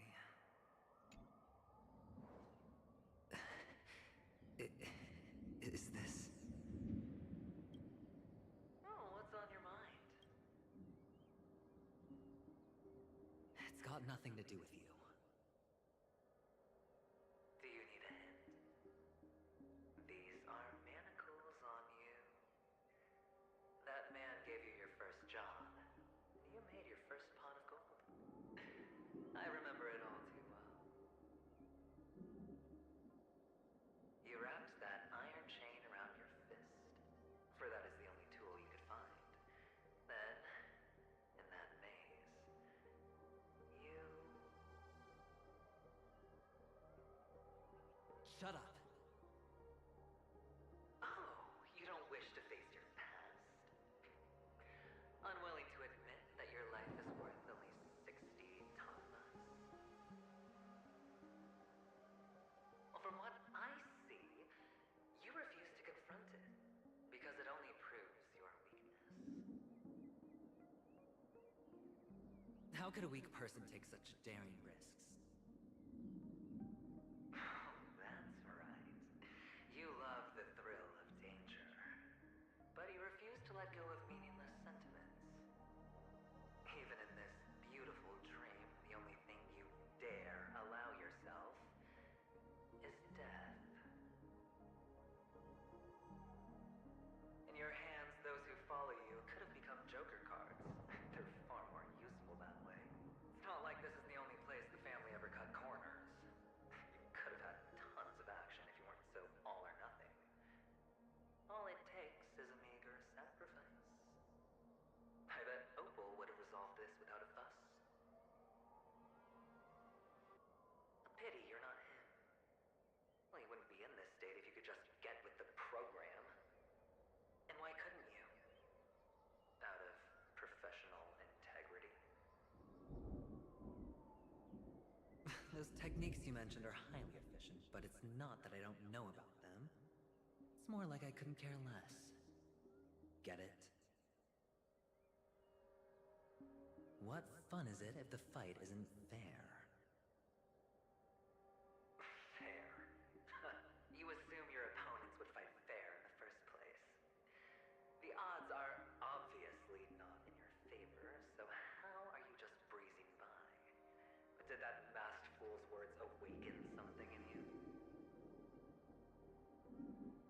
Well, she gave me an answer that could turn everything upside down.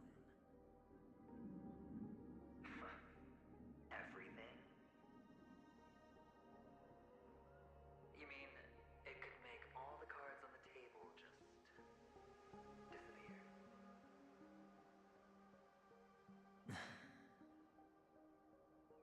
That's cheating. If these leaves could be brought back, would they bloom into new flowers?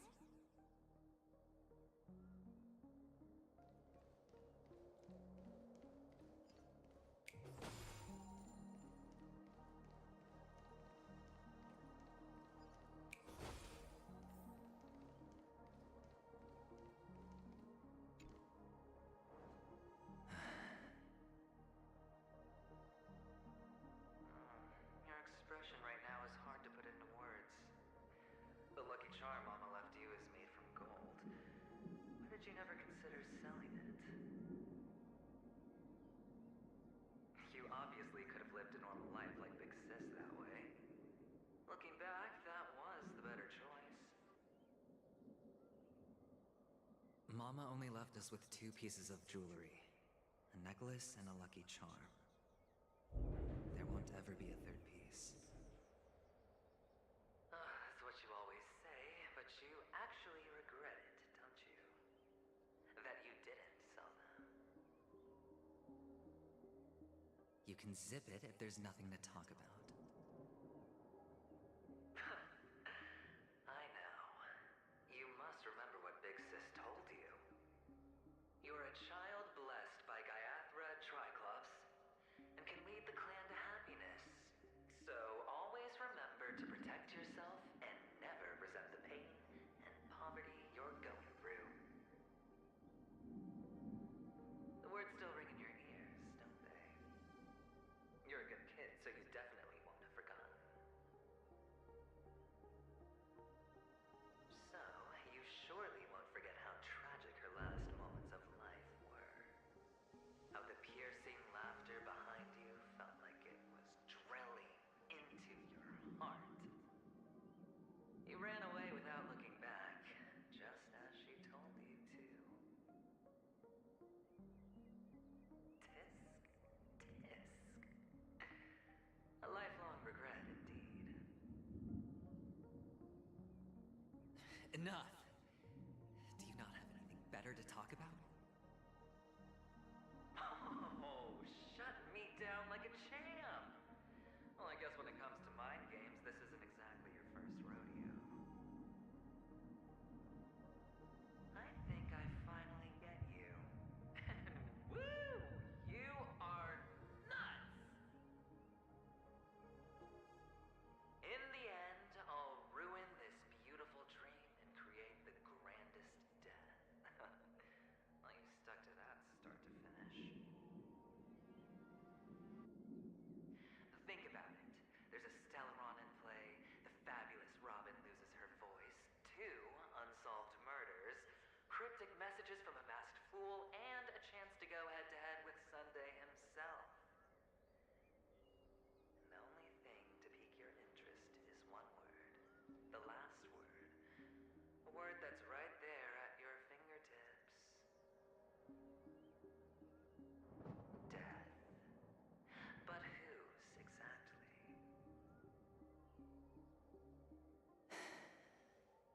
We'll know when the dice falls. All right then. Reserve a seat for me in the audience. I'm curious to see just how capable you are. Still, you never answered my question. If you could start over, would you still want to be the child who received Gaiathra's blessing?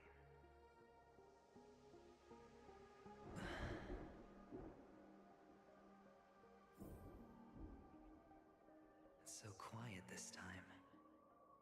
Is he finally gone? Or am I the one about to disappear?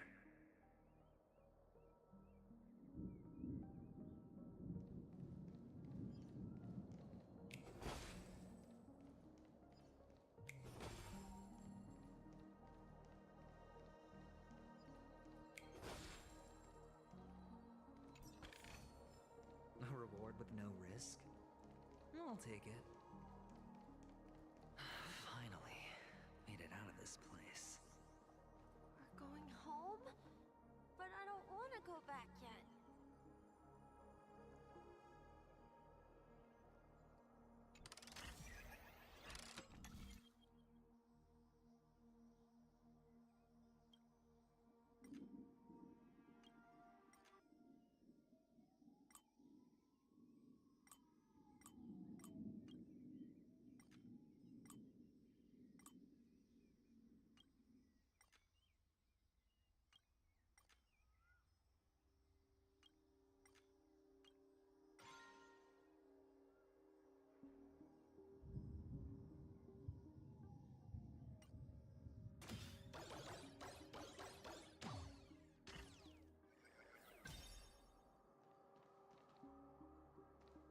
It's so fun here. I want to stay here forever.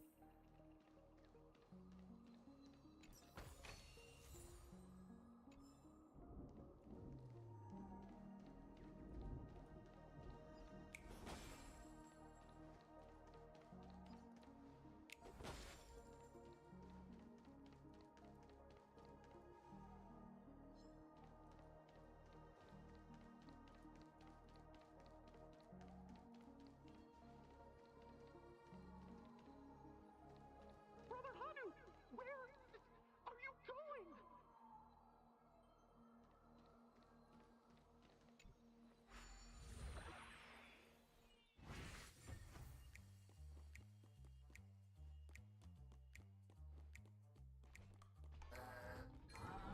There's only one place he can...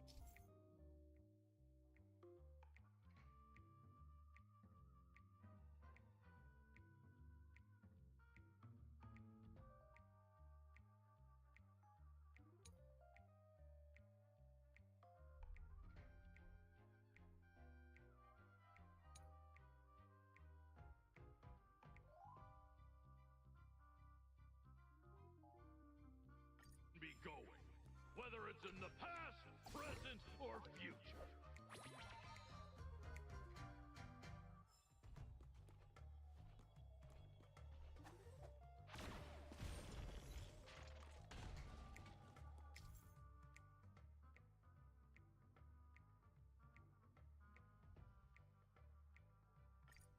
Beautiful dream is about to end. The beautiful dream will never end.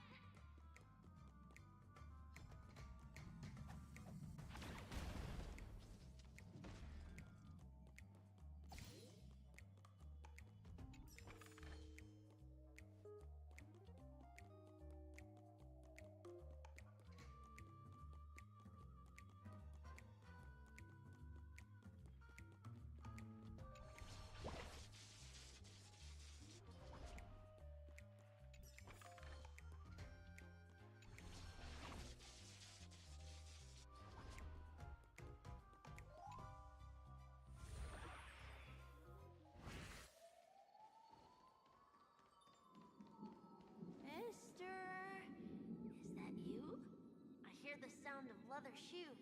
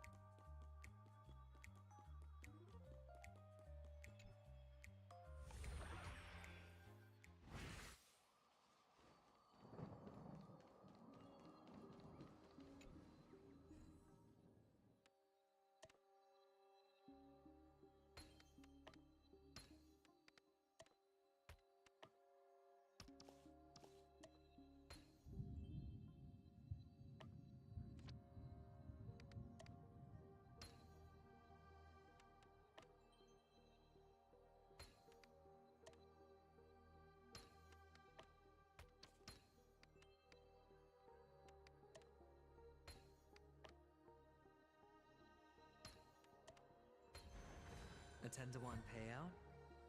Music to my ears. Fortune follows luck, just like it always does.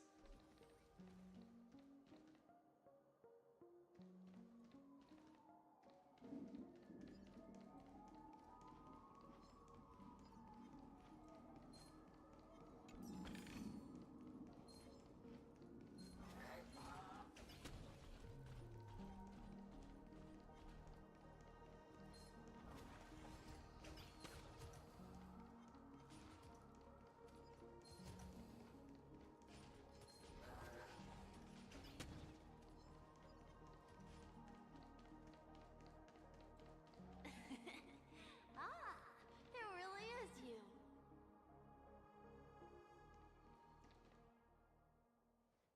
I don't know why, mister, but you always give me a special feeling that makes me more curious about you. It's sad that I can't get to know you more. We have to say goodbye. Did you have fun? You're going back? Yes, I should go home. The day's getting dark, and it's going to rain. I don't want to worry the others. You're home. Where is it? What a strange question. It's where Papa, Mama, and Big Sis are. In this dream. This amusement park. This beautiful dream. They really are peaceful. Everyone loves it. But, mister, why don't you like it? Because they're not here. Where are they then?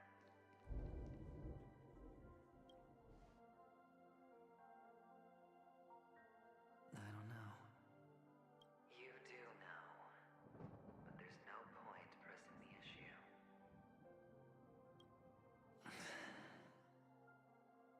Admit it. You're tired. We all are. Which is why we chose to stay here. Me and him. Your past and future. How long will you stay? Forever. We'll be with you forever in this dream. This is the greatest honor that we can offer to those who hurtle towards death.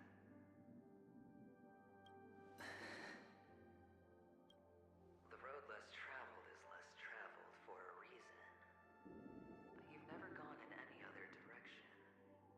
Your own life is the chip you're most eager to lay down.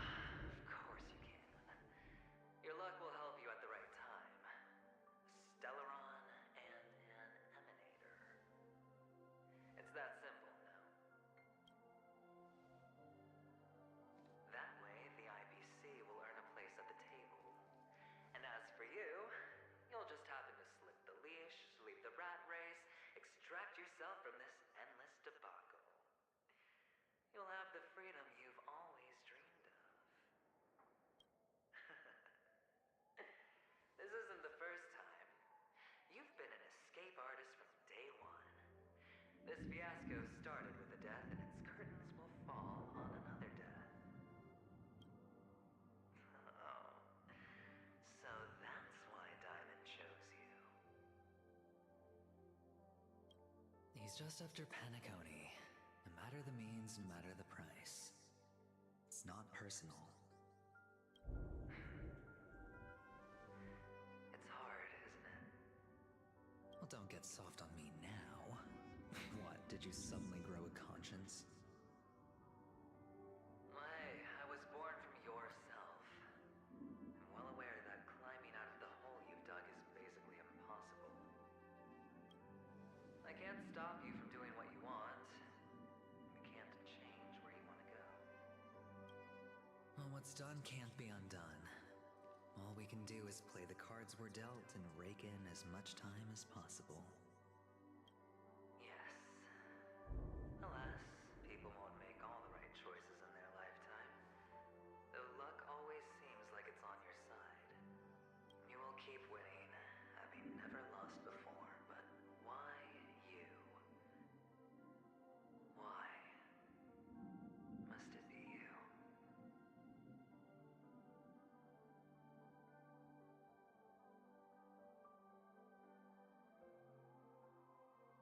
If all your luck is built on the pain of someone you love, on the loss of dozens more, if these windfalls, these jackpots, aren't a gift from Gayandra,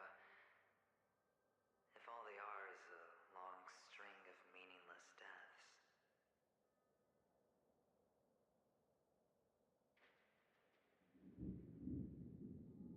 then what did we do to deserve living in a world like that?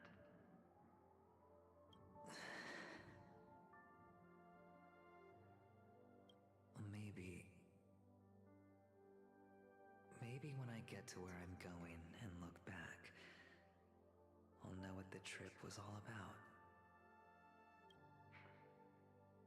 Fine. Time to make a move, my friend. I'll be waiting up ahead. Say goodbye to the kid before you shuffle off.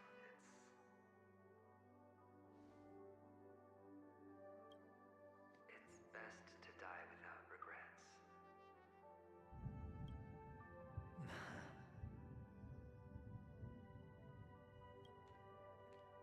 And now, only we are left. Can you take a photo for me? I want a memento. Sure. Come on.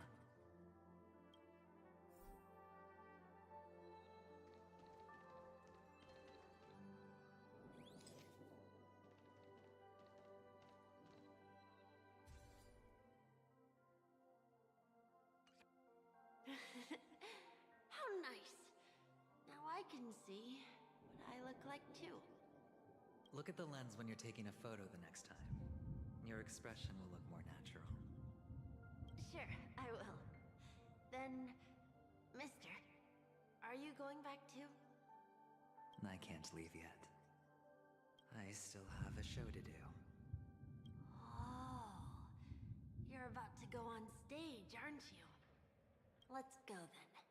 I'll take you to the stage. Sure. So you're an actor. No wonder your clothes are so stylish.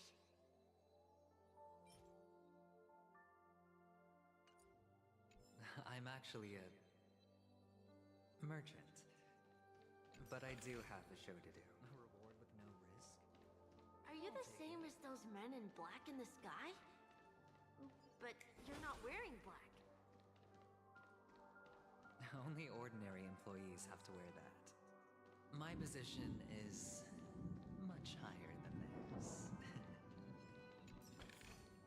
Awesome. I hope I can become as good looking as you when I grow up. Of course you can. You'll be better and stronger than me.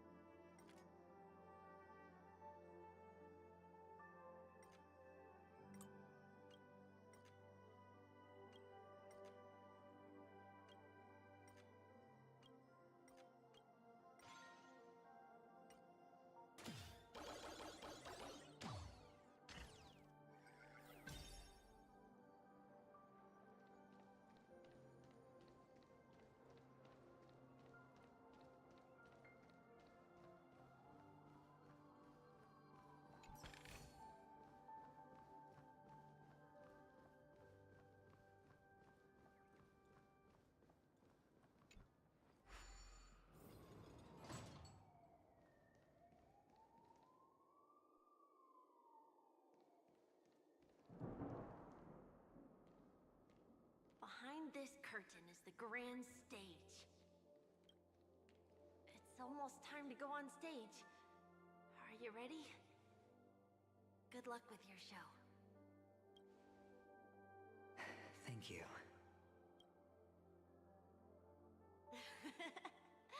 You still seem pretty nervous. Let's put our palms together. If you receive Gaiathra's blessing, you'll feel more relaxed. Putting our palms together is a simple ritual. By putting our palms together and reciting the prayer to Mama Funga, she will bless us. If you're not familiar, I can guide you. It's alright. I know how to do it. Of course I know.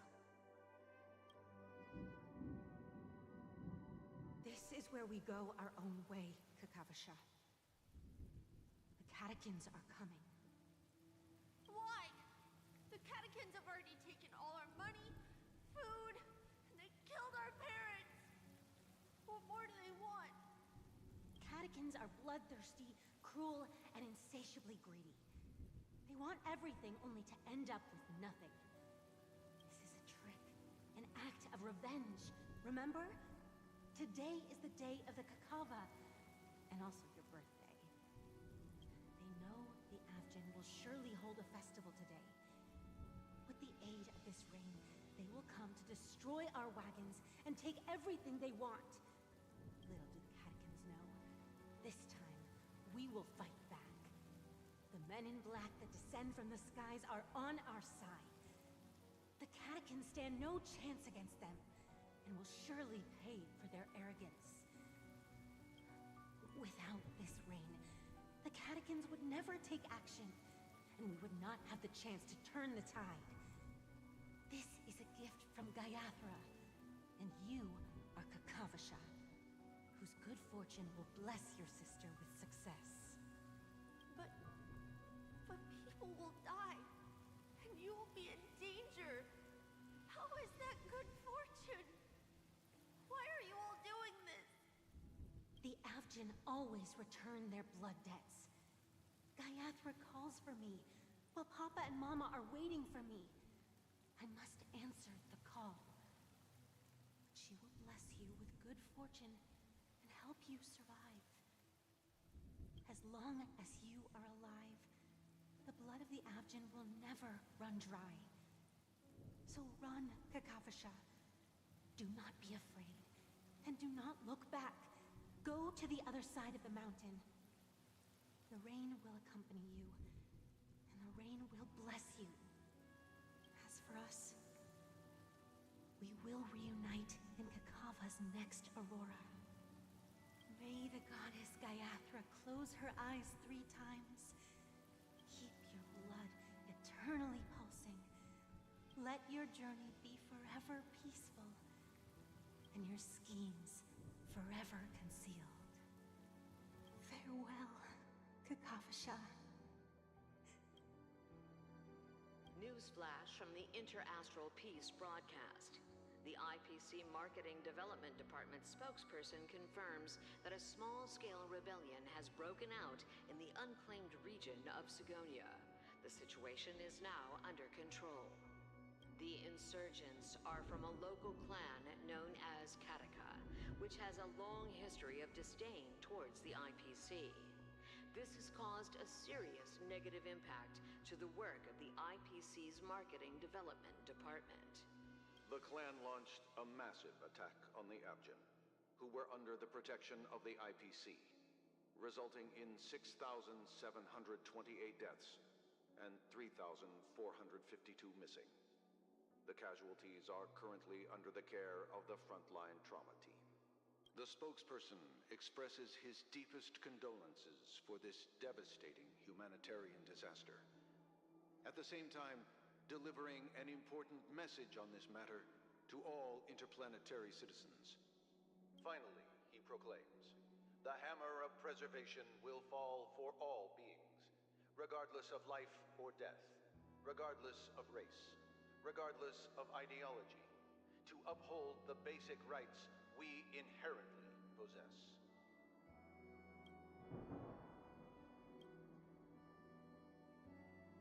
Kakavasha?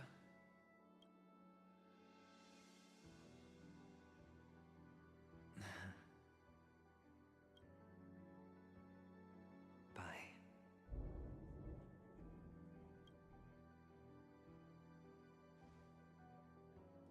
Okay. All the actors are in place. It's time for the show to begin.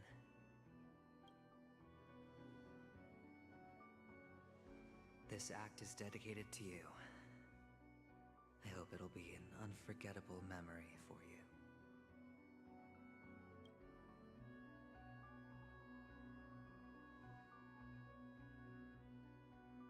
Kakavasha.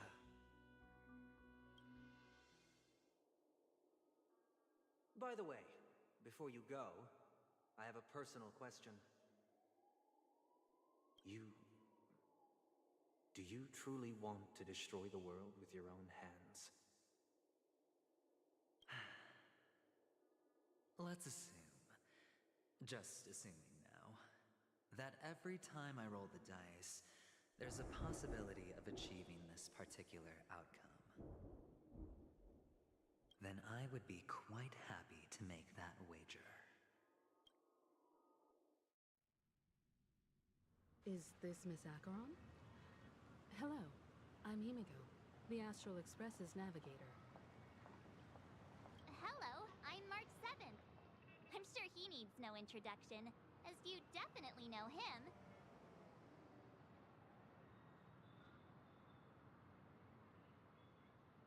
Hello? None of you seem surprised by my arrival. Since Welt has decided to travel with you, it means that he trusts you. And we trust his judgment.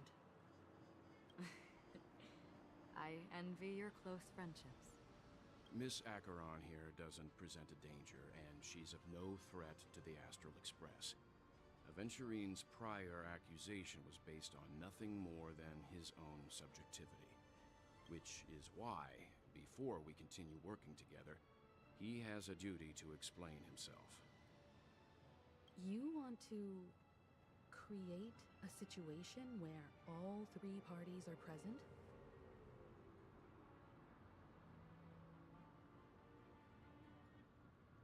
There must be some deeper meaning behind Aventurine's actions. I suspect he's been aware of Penacony's secret from the beginning and has been continuously strategizing to unveil it. In that sense, the Astral Express's role in his plans would be imperative. In the worst-case scenario, he may use us to do something unexpected. Assuming things do escalate to that stage, having an extra ally is a good insurance policy. Penacony has numerous factions, and the state of affairs is significantly more intricate than that of Belobog and the Xianzhou.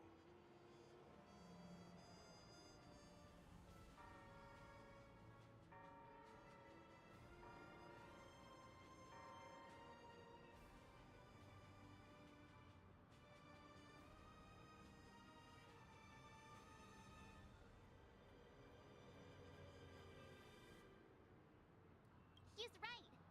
No matter what, we cannot ignore the safety of Penacony. To solve the mystery of the Watchmaker, it is crucial to get the IPC's intel.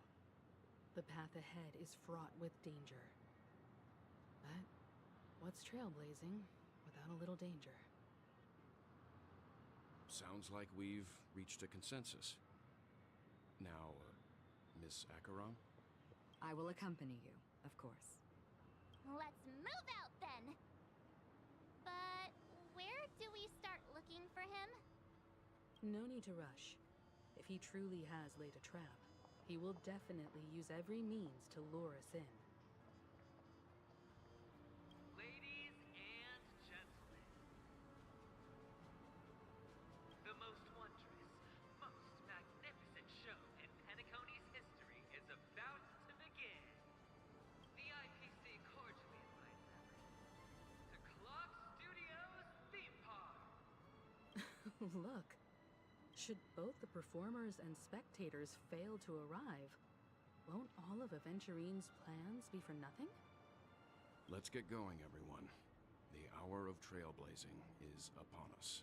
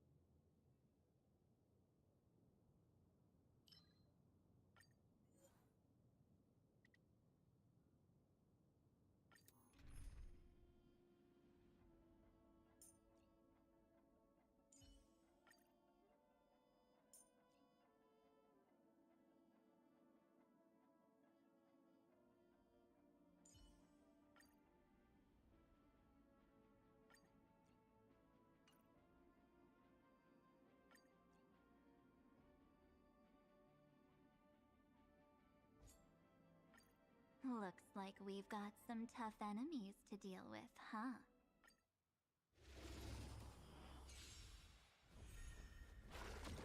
Mountains roar, dragons rise! Your time to shine. Rise and shine.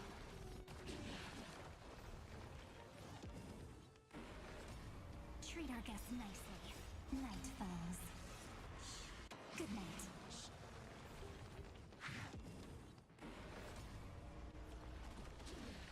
Till we meet again.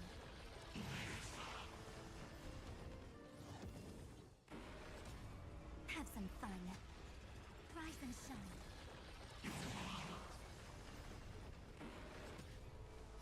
Night falls. Good night. Again, again. Till we meet again.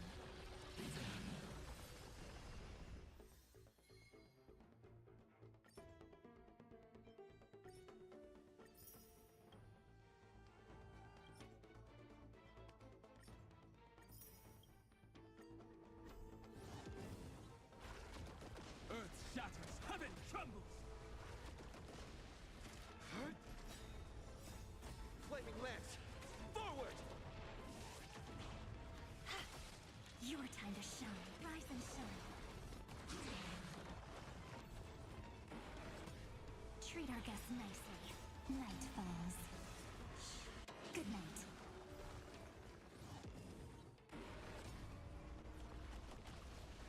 Till we meet again. Have some fun.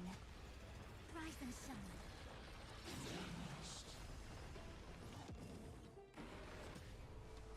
Night falls. Good night.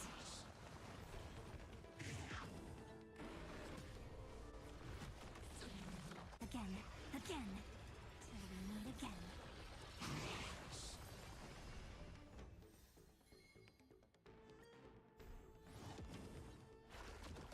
Mountains roar, dragons rise! Your time to shine. Rise and shine.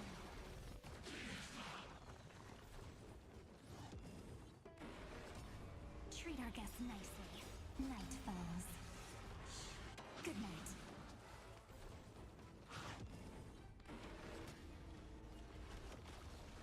Till we meet again. Have some fun. Rise and shine.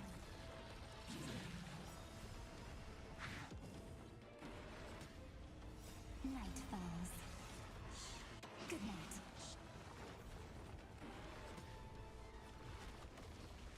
Again, again. Till we meet again.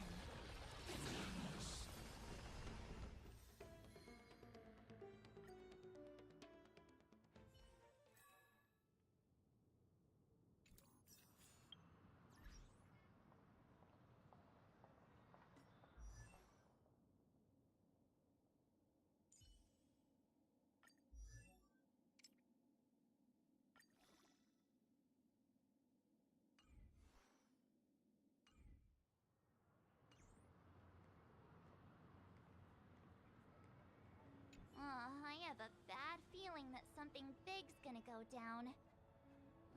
Are you ready? Let's waste no time and head to the theme park then.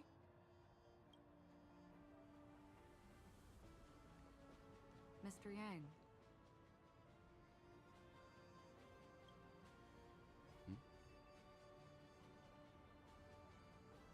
Why did you not tell your companions about my true identity? It's just like you said, an inability rather than an unwillingness. Plus, it's a long story, not something that can be summed up in a few words.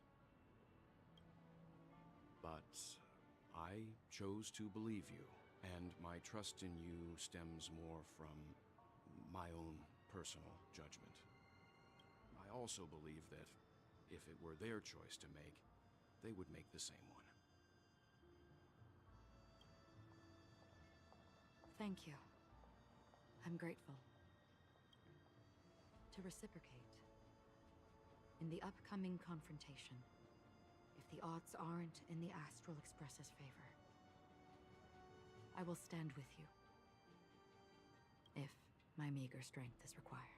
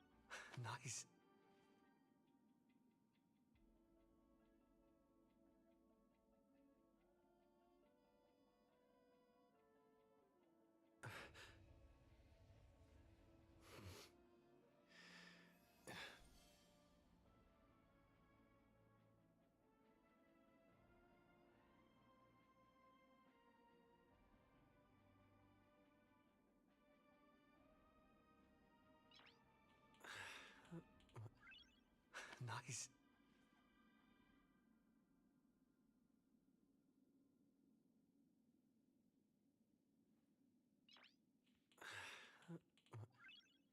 Nice.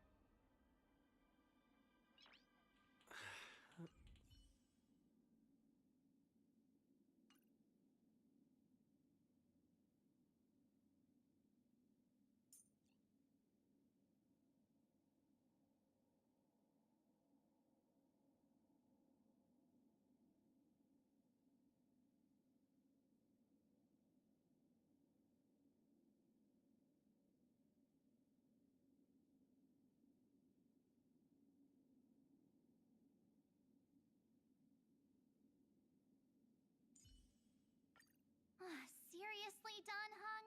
You kept your head down, worked hard, and then blew every... We're back here again. Aventurine actually chose a really conspicuous location. That guy's really taking it to a whole new level. Does he really think he's a superstar or something? Not a soul in sight. The hounds drove out the visitors, and now their whereabouts are unknown too. Everyone, pay attention. The other party has obviously come prepared.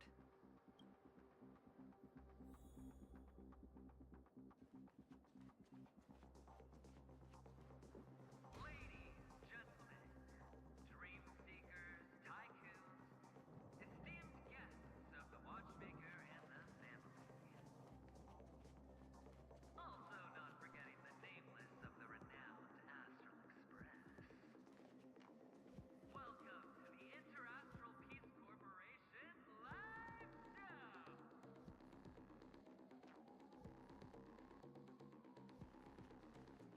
Astral Express, you're late. And this, unsought guest. We've kept your appointment, Mr. Aventurine. It is customary to show yourself as well. I will, naturally. But before that, I've got to introduce our guest of honor. Everyone, give it up for Mr. Stellaron!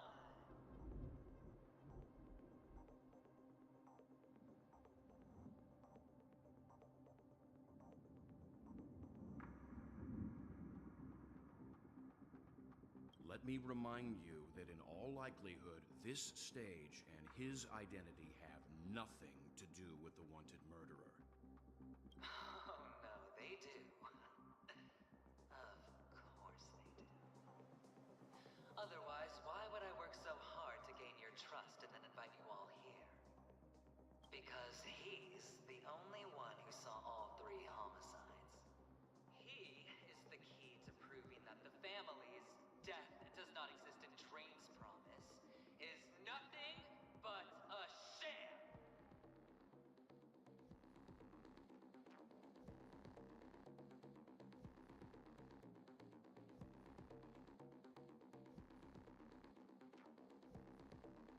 Three homicides?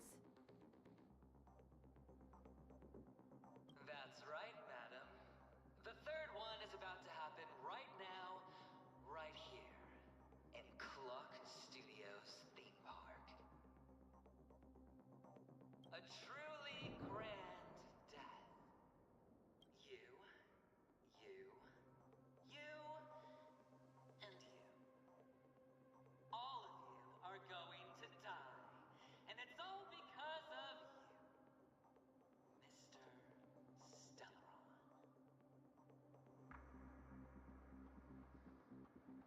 You will become the personification of death.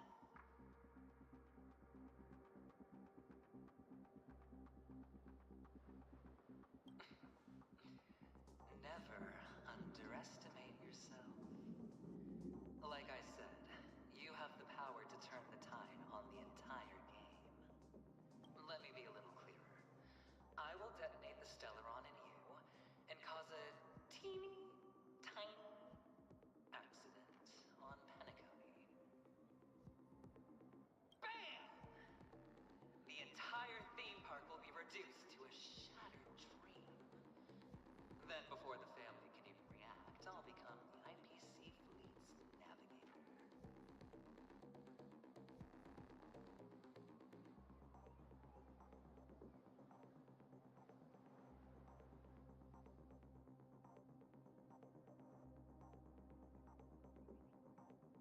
Your bluff isn't fooling anyone.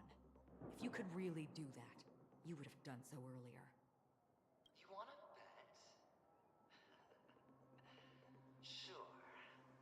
I'll bet with you. I'm betting that it'll be a sweeping victory for me. By detonating an unprecedented explosion to prove that the vow of harmony is a complete and utter joke. you won't do it. Of course I can. It's just another gamble.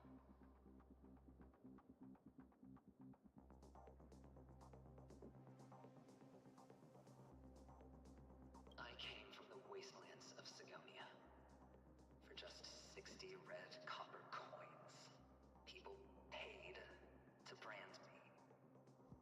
Put me in chains. Place me in the gallows and bury me in the golden sands. But the sun could not kill me, and the quicksand sent me back to the embrace of the guild and the IPC. Bear in mind, my victory wasn't just a stroke of luck. I've never been defeated. Have you ever heard the saying, sleep is the rehearsal of death? Why does life slumber? All because we are not ready for the final rest. Every night is practice for the end. You and I are escaping into our dreams for fear of death at this very moment. And death will surface in our dreams. Friends, the game has commenced, and you cannot choose to decline. Nor do you have any reason or grounds to!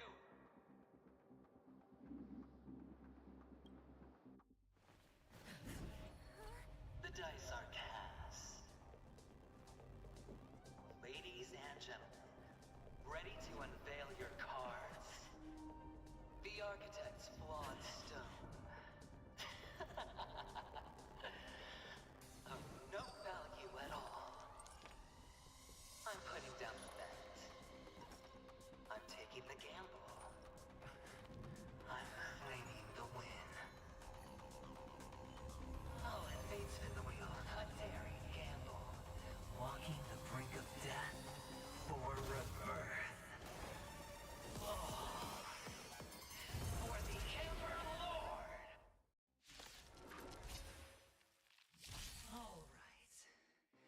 Let's see who has the last laugh. Let the game begin!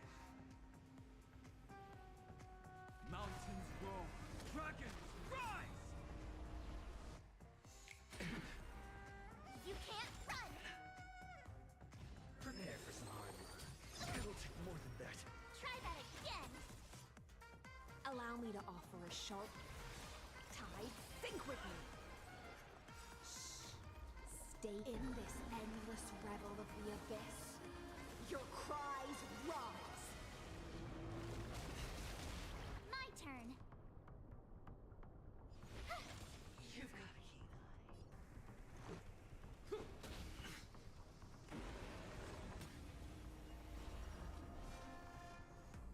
Earth shatters, heaven trembles! Time to Double dip! You can't run! Dragons, obey this order. Calamity undone, soaring above the lands. This is permanence! take everything I can. You have the worst luck running into me. Watch this!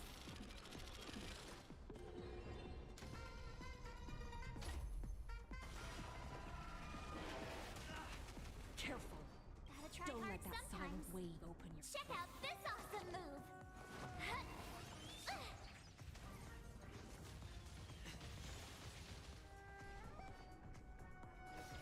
Beasts be intoxicated.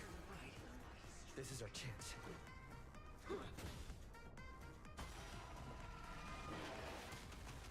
My purpose had incoming!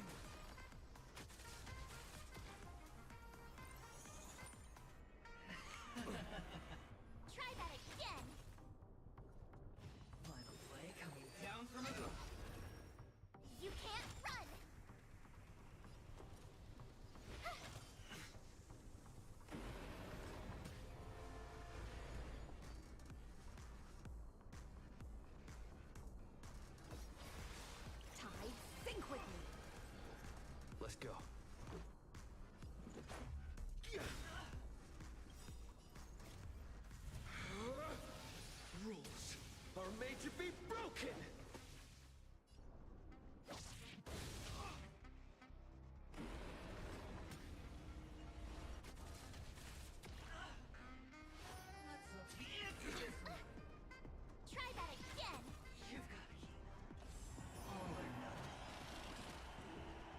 Let's make it quick.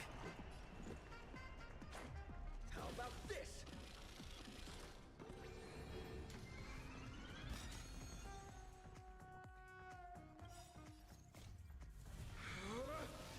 Rules are made to be broken!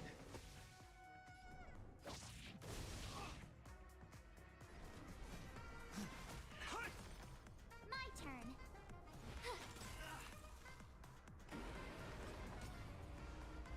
Thrashing claws and snap. Beasts be intoxicated.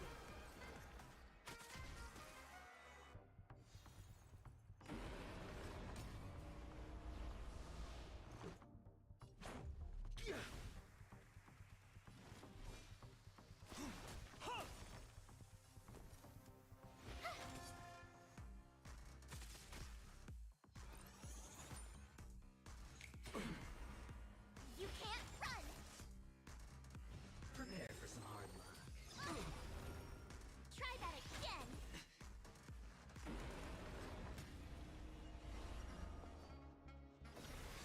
Tide, sink with me! Let's go.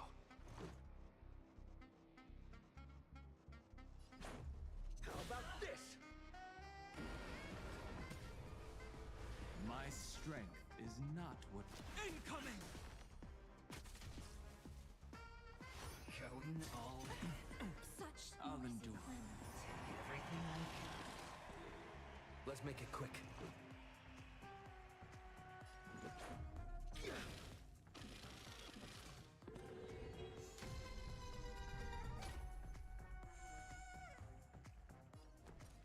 Watch this!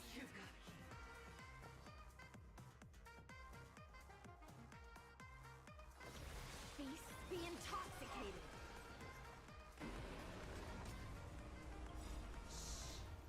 Stay in this endless revel of the abyss. Your cries rise.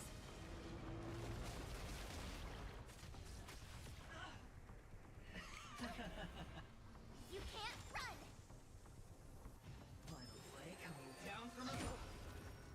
Try that again! My purpose has always been... You have the worst luck running into me. Let's go. How about this?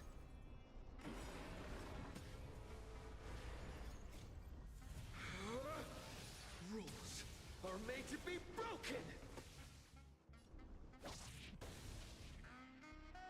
Thrashing claws and Tide, sink with me.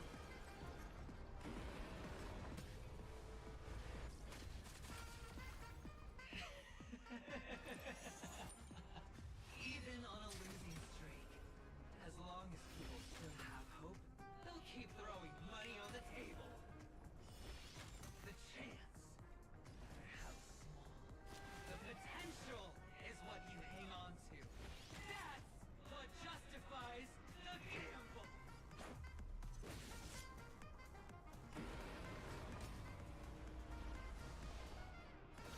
Beasts be intoxicated. Prepare for some hard luck. You can't run!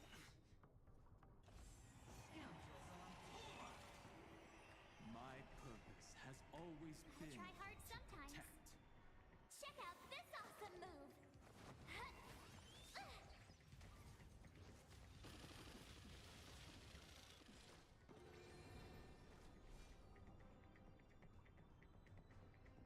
Incoming!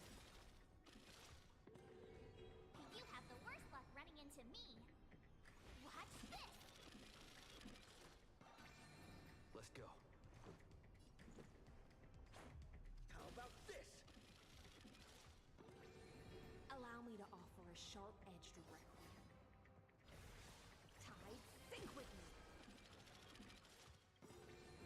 Dragons, obey the calamity undone, soaring above the lands. This is permanence!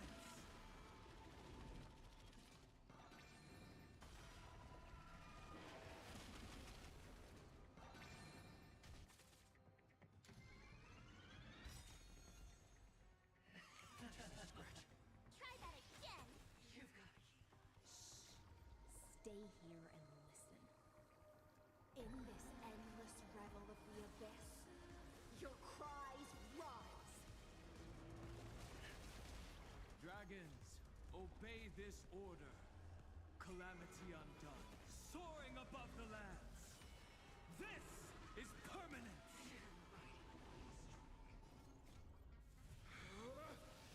Rules are made to be broken! Gotta try hard sometimes. Check out this awesome move!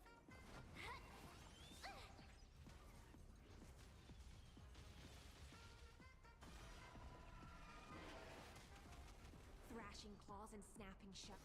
Feast, be intoxicated. My strength is not what it was.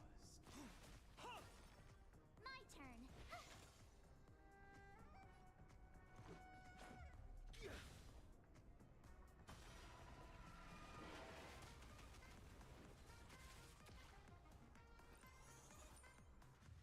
Going all in. You can't run! Flat play coming down from above. Try that again! Careful. Don't. Tide, sink with me. My purpose has always... You're riding a lucky streak.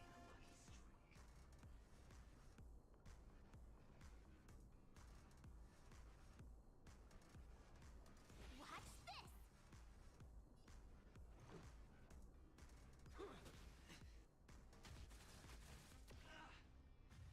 Time to double down. You can't run! Scoundrels on board.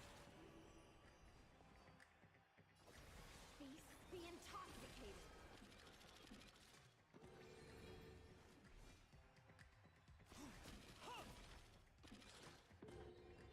You have the worst luck running into me. Let's make it quick. How about this?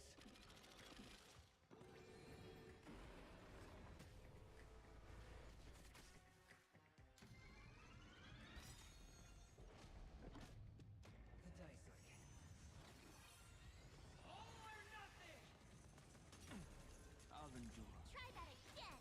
You've got to keep going all in. You're a queen! You can't run!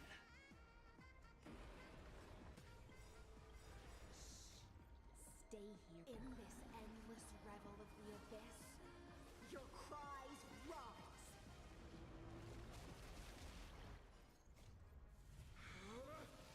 Rules are made to be broken!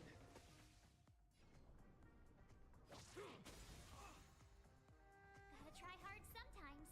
Check out this awesome move!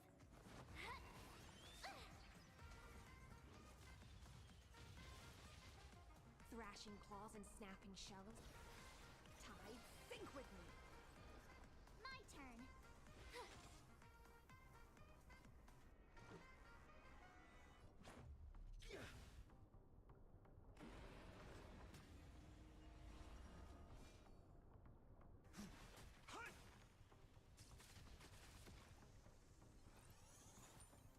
Everybody's like that, down to the last player. So why can't I be happy too? Why can't I feel that free?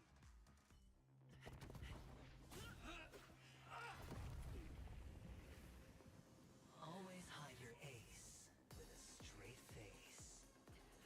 I'm starting to get a little impatient with you all.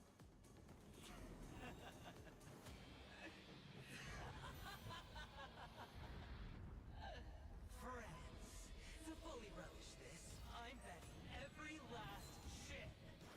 Only by casting aside reason does one truly gambit.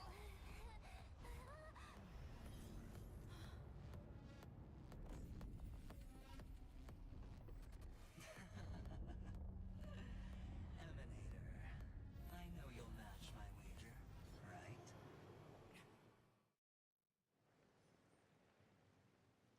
You're leaving? Perhaps. I might pass through the place you mentioned. Penacony. What do you hope to find within a dream? I'm not looking for anything. They aren't in a dream.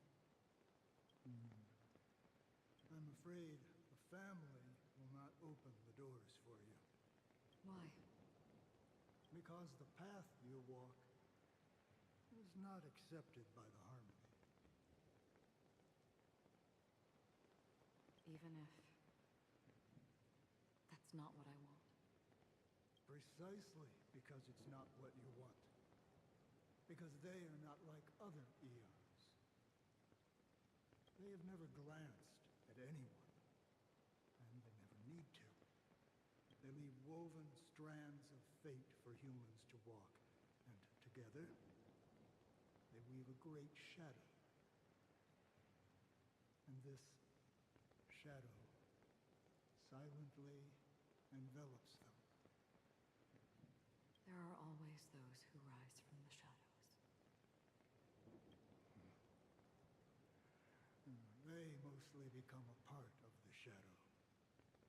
In your eyes, am I the same? You still have a strand of color, but not much. That is enough. Before they vanish completely, I will reach the Nihility's end.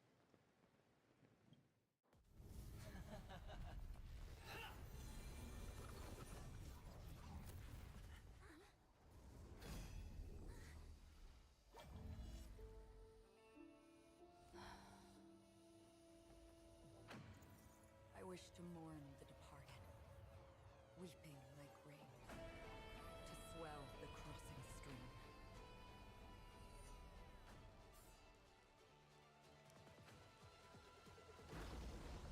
As the tide arrives, leading you back home.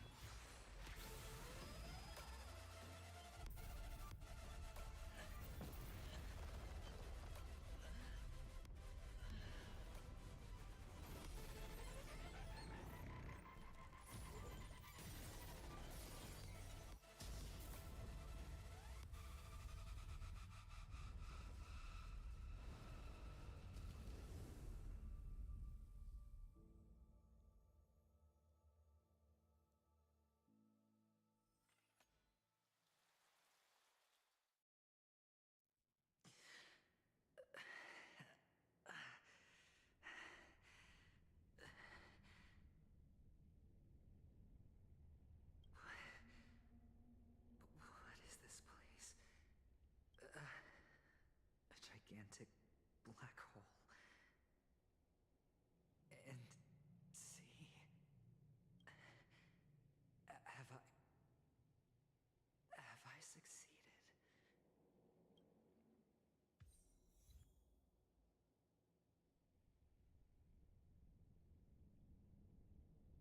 Welcome to this sad world, Kakavasha. Your good luck is the most precious wealth we, all Avgin, have.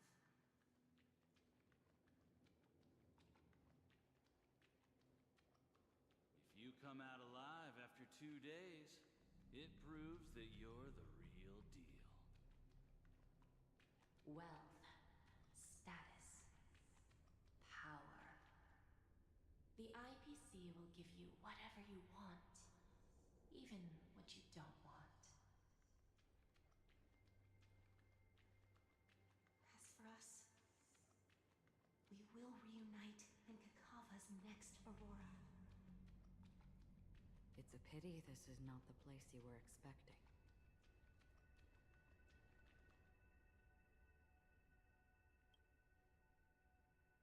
Melody, is it?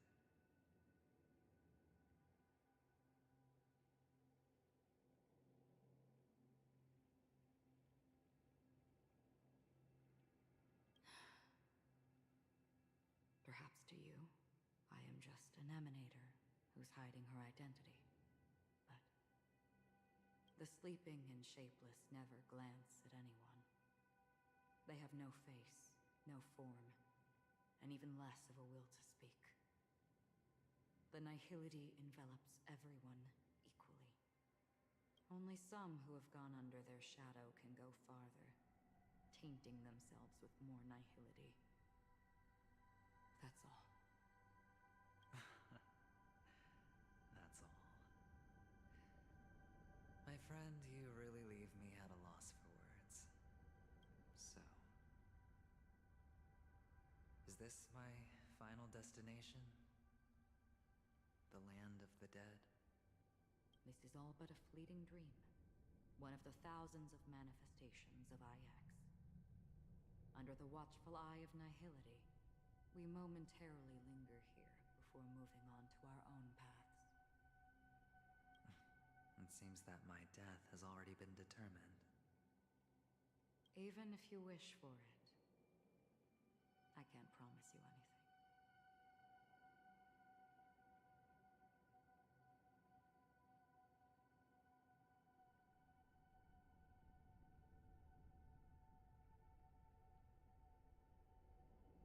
Now that you've accomplished your goal, I think you can be a little more forthcoming.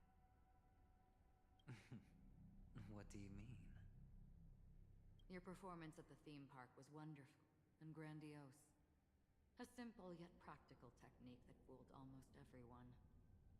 No one would have ever thought that you would have gone to such lengths, even staking your life just to prove a fact that had seemingly been disproved long ago. Real death does not exist in Penacony's dreamscape. Why would I do this? Because this is the only way you can uncover a secret that is even more unspeakable than the serial murders. To use this dream death to get there. To that promised land people constantly seek in this grand gathering. Penacony. The legacy of the Watchmaker. The true land of exile. How did you find out? I never imagined that something I learned about unexpectedly would become the key to connecting everything. It's that person's identity, isn't it? I see you're in the know. Let's just say I put money on the possibility. The murder isn't nearly enough to disrupt business as usual. Even if there were 1 or 2 murders on Penacony, most people wouldn't be personally affected. And that won't create any waves. This dream of theirs isn't a boundless sea. It's a lonely island. The family used the Harmony to build a high wall and isolate them from the vast and treacherous ocean of the outside world. That barrier they built keeps death out. But it also keeps the secrets that are lost in that watery abyss from floating to the surface. In a beautiful dream, free of suffering, who would want to go fishing for those secrets? No one. Unless someone goes to the other side of the barrier and lives to tell the tale. Someone already has. I got the idea early on, chewing on that masked fool's little hint. If a mute isn't someone who cannot make a sound, then it has to be someone who cannot speak. Someone who survived the treacherous depths, but is unable to take the stage and speak the truth. Well, I'm happy to know she's safe and sound, and still on Penacony. Hint. Is that not proof? Well, proof is the one thing I don't have. The only thing that can prove these conjectures is for the family to come clean. And with the way they buttered up these outsiders, it seems pretty clear their intent on covering their tracks. But you don't need proof to have a suspicion. And for me, suspicion is enough. I didn't need to find the memory zone meme. I just needed for someone to kill me like it killed that silver-haired girl. You don't sound very confident to me. Going out of your way to make citywide broadcasts in an attempt to involve more people. You are simply betting on the possibility of someone being able to break down the barrier. You're very lucky, that fate has decided to let us cross paths. I happen to be equipped with a very sharp blade, sharp enough to slice through the veil of dreams.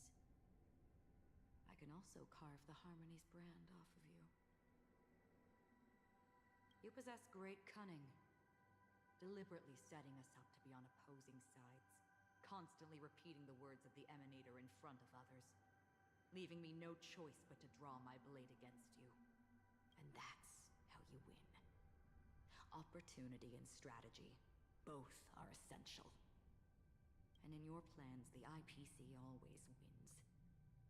Even if you lose the bet. To the family, the life of an ambassador is still invaluable. That's a huge gamble, isn't it? But allow me to point out a mistake. The IPC's success is not guaranteed. I, unfortunately, have no contingencies for such an important matter. Detonating a Stellaron. I can't do it. The Aventurine Stone is too broken to even safeguard my escape from the stage. If, at the end of the day, you did not unsheath your blade, I would have lost the bet. It is pointless to discuss what-ifs. You have won. Your prize is an entry ticket into that deep sea. And after this, whether you can return from the abyss is another gamble of yours. Have you never wavered? Wavered?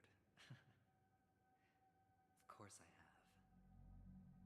But I can only bank on my own good fortune. Because other than that, I have nothing. Wake up from this dream and go to where you should be. Your gamble is not over yet.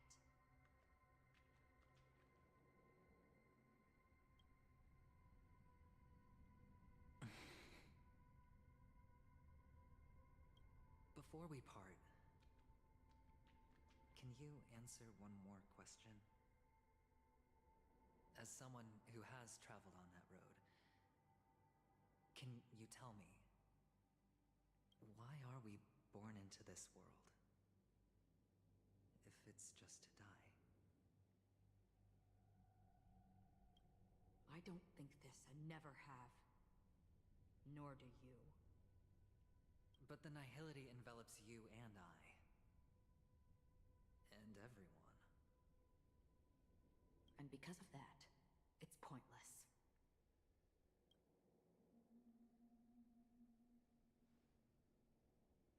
But it is still there.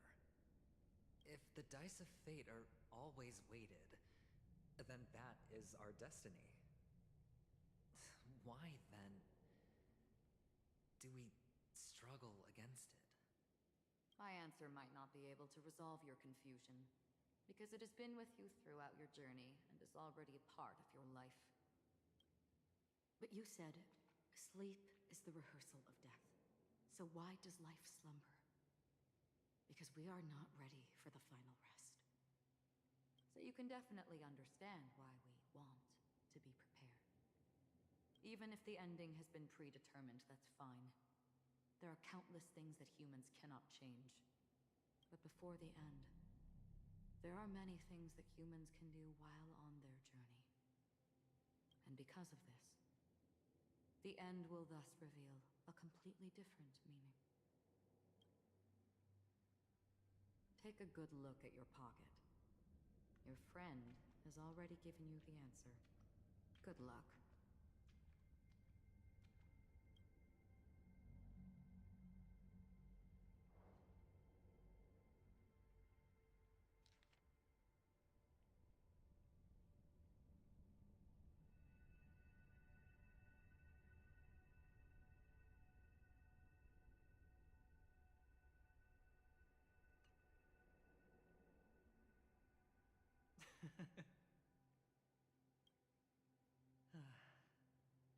Then I shall get going.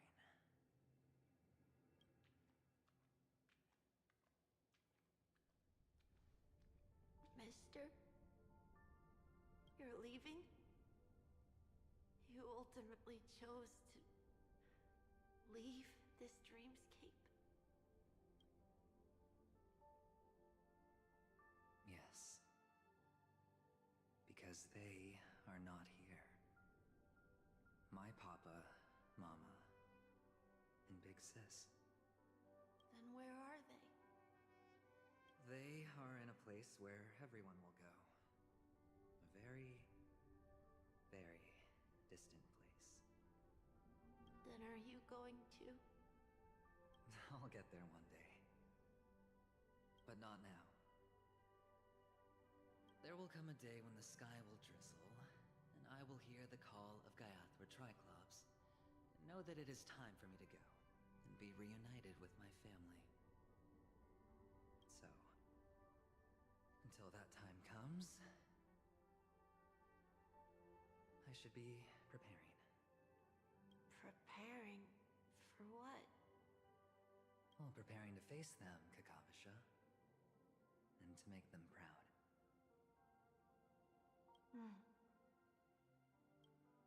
I know you'll be able to do it.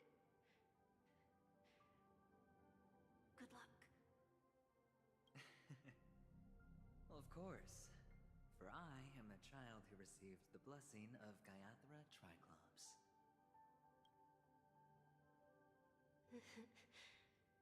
But you still seem nervous. Well, I seem that way because I am nervous. You know what? Maybe you can help. What do you say? One last time? Put our palms together?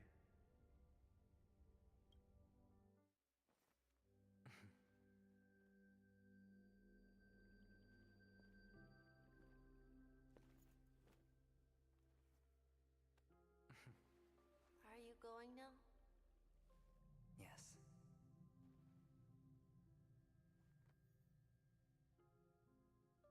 May the Mother Goddess thrice close her eyes for you, keeping your blood eternally pulsing.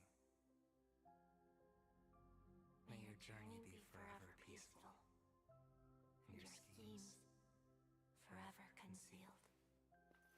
Our paths will cross again beneath Kakava's shimmering auroras. Farewell, Kakavasha.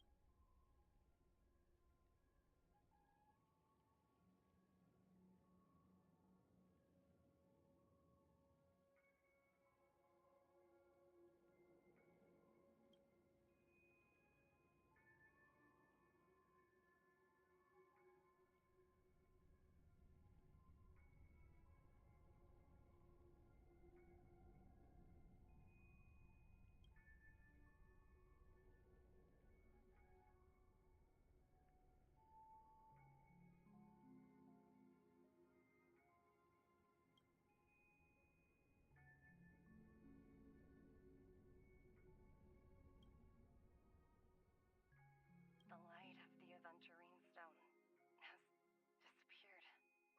This only represents one outcome. He kept his promise and got what he wanted.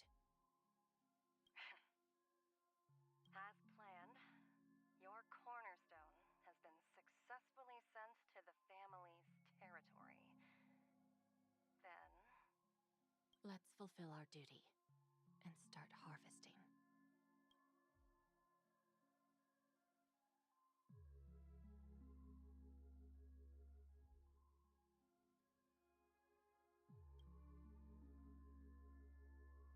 Here I greet, here I whine, here I claim. I grant poison for nectar, sow in spring to reap in fall. Await wizened fruit to fill livened bows. All for the Amber Lord.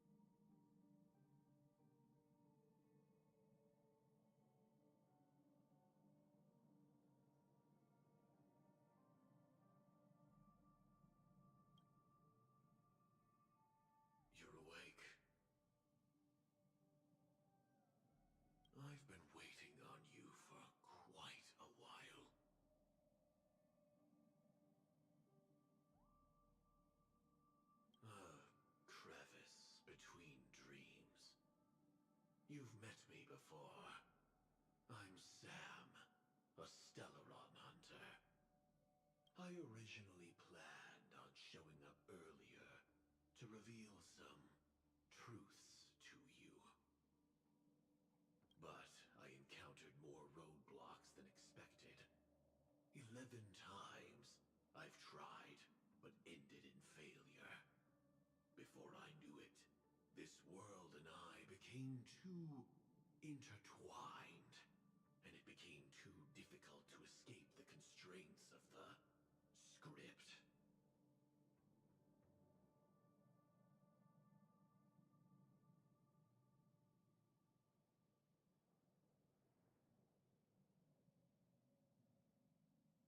Elio is right.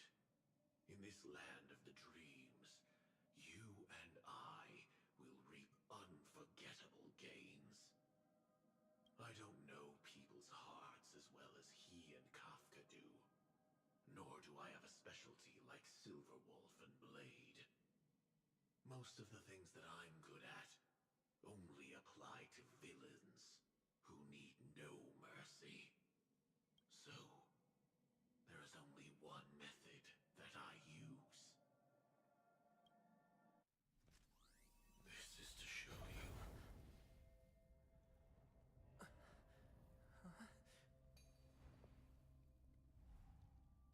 All that I am.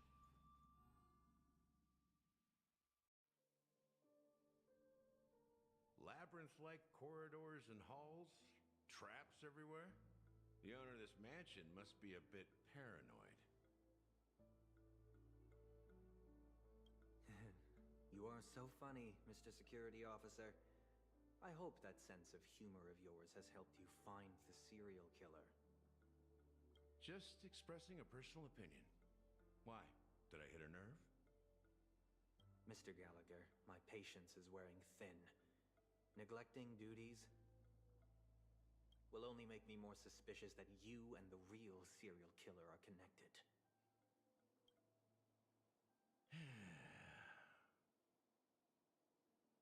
Scoundrel, punk, drunk, hooligan. I have heard this trash talk all too often. But I have never once thought that I'd be treated as an accomplice to a murderer. I take back what I said. Your problem isn't paranoia. You're just crazy, you know? Lunatic.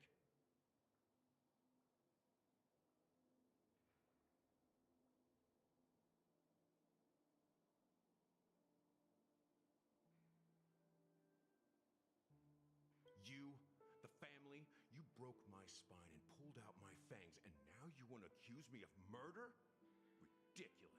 Only idiots who've drunk too much Soul Glad will berate a stray dog in the streets. What exactly is making you say all this nonsense? You should be more concerned about the Outworld visitors who are making a scene in the theme park than me. I don't need you to remind me. The moment that ambassador walked out the doors of the mansion, I knew what he was trying to do. My servants see everything. His little magic tricks may have fooled me, but no matter. I'm happy to see how things have turned out. Why do you think that I just let him go? And why do you think I emptied the theme park stage?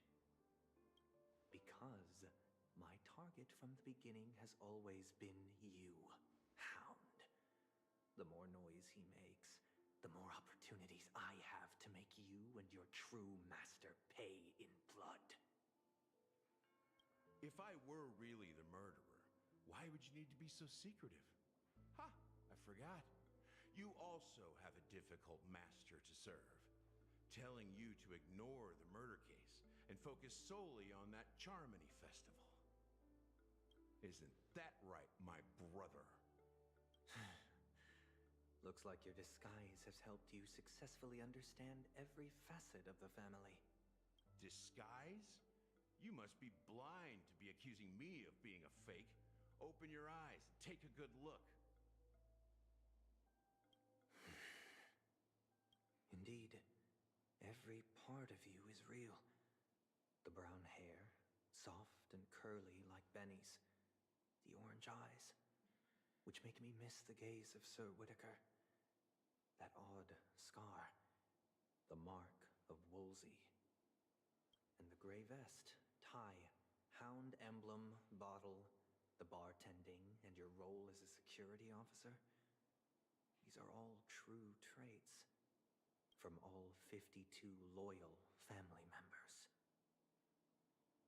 When they are gathered, countless tiny truths are woven together into a lie. You collected a small piece of each of them and claimed them for yourself. Then you invented this facade, a complete Gallagher. Tell me I'm wrong, minion of the Enigmata.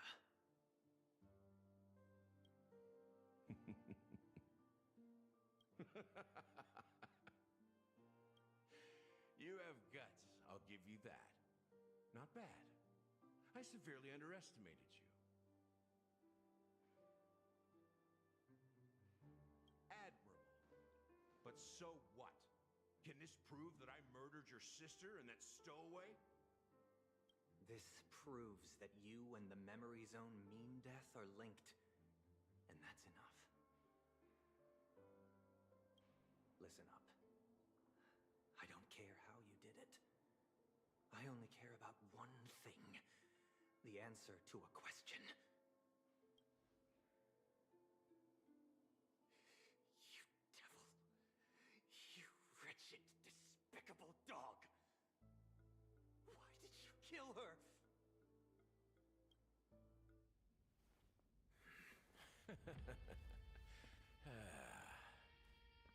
You know, in the thick of things, people are blind to the grit in their eyes.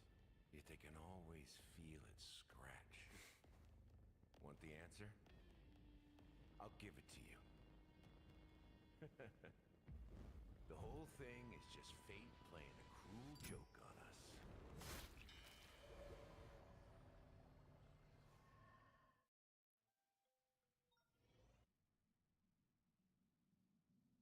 Newsflash! Penacony's Charmony Festival has entered its countdown phase. Accompanied by Clocky's TikToks, after 12 system hours, this grand celebration will commence with much fanfare. I already told you! We can talk things out! I'm sorry, Fluffy. I really have something urgent to attend to, so I had no choice but to resort to asking this favor of you all. Since you already know what you're doing, I'll also have to remind you of its risks. Hey, partner, what's with the hostility? I thought pulling this thing out was just a way of saying hello. For the last time, state your identity and purpose. My name's Boot Hill, and I'm a Galaxy Ranger. A Galaxy Ranger? You look like you've seen a ghost. Did you think we all went extinct? Well, that's the price you pay for being off-grid for too long.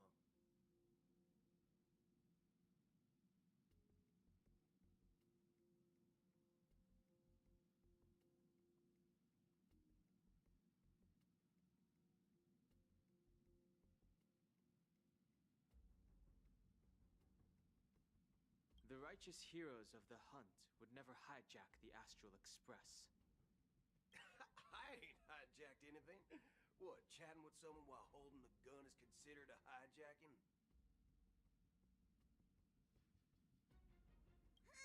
It probably is. Pardon my frankness, but there are plenty of rumors in the cosmos regarding the Galaxy Ranger's current status, and none of them are pretty stories. I have a hard time believing you. Oh, this is hilarious. The tale that this bunch of fools spin is getting out of hand. There's even a bit about the Galaxy Rangers being turned into gibbons by Dr. Primitive, and they're in some valley screwing around on swings. Of course, I know you won't believe me, which is also why, similarly, I have a hard time believing that you're the real Nameless. See the bullets in this gun? 9mm, an eternal classic. I may need the Astral Express's help right now, but if you're an imposter just like that one, then this bullet might just end up in my head. I can't allow myself to be exposed to danger. That's just the way it goes. So, you all have to first prove yourselves. Huh? Where are you going?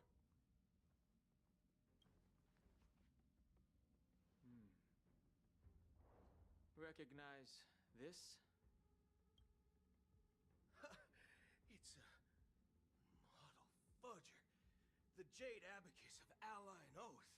The Cian Joe really gave this to you guys? Model fudger? This is the Jade Abacus gifted to the Express by the Xianzhou Luofu's general, Jing Yuan. Its presence on board serves as the Xianzhou Alliance's official recognition of the Express. Is that enough?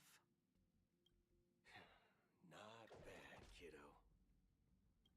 And across these sprawling stars, a gentle squeeze is all it takes to rustle up a whole legion of Cloud Knights. Now, I reckon that'd be one fudging sight to behold. Now it's your turn. Been ages since the Galaxy Rangers had the spotlight shone on them. We ain't equipped with such fancy gadgets. But I've been around the block enough to know the way to handle these types of situations is easy as pie. Alright then. Feel free to toss any questions my way. Let's see if my answers can't turn your trust. If your gut tells you otherwise, still ain't too late to show me the door. And why would I play along? If I truly am a real Galaxy Ranger, you stand to lose nothing.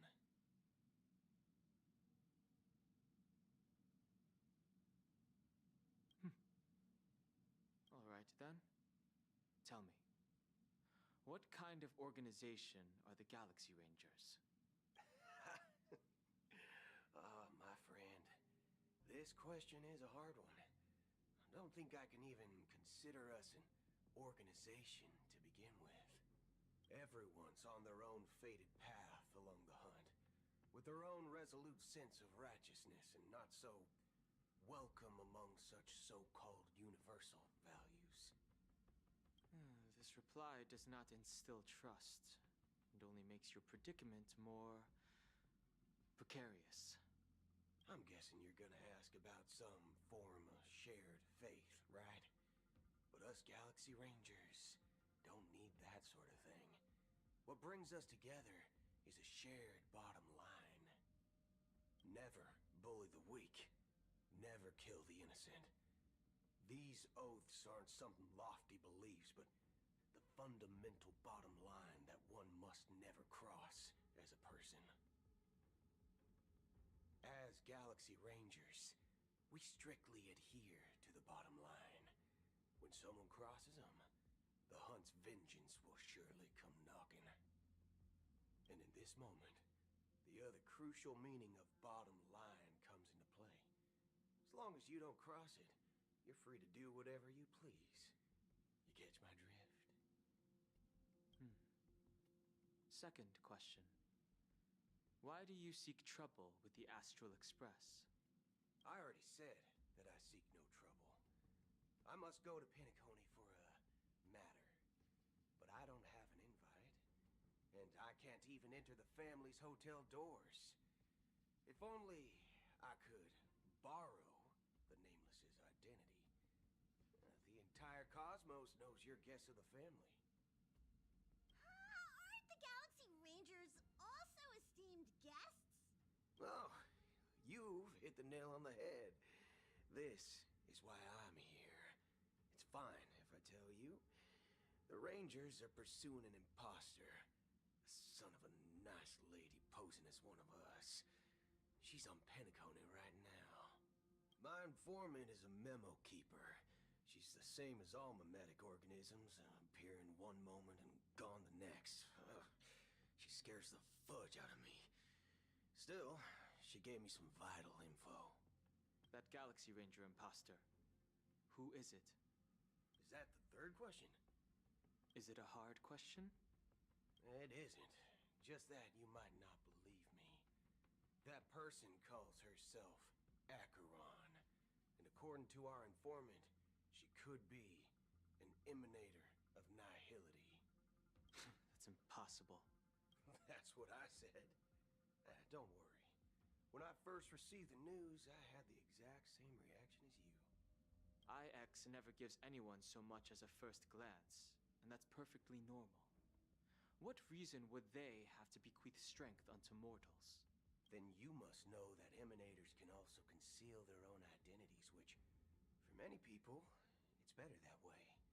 Otherwise, there'd be wanton bloodshed across the cosmos, or even, perhaps, turning their back on the path they're supposed to follow.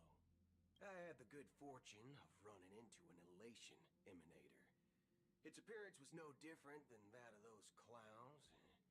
If it weren't through sheer luck that I got it drunk, I would have never known of its eminent status. Even in the purest hunt, you'll find the Xianzhou Alliance under the spotlight and Galaxy Rangers lurking in the shadows. Paths are inevitably concepts created by people and exist in planes beyond our understanding. To reckon that nihility emanators don't exist, well, maybe we just ain't nihilistic enough. So, do you understand now? Your companions are in danger, and it's pretty harrowing.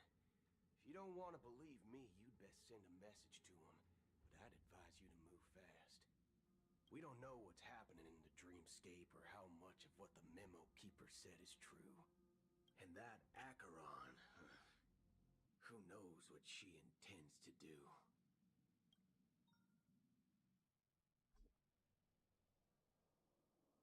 I don't intend to do anything.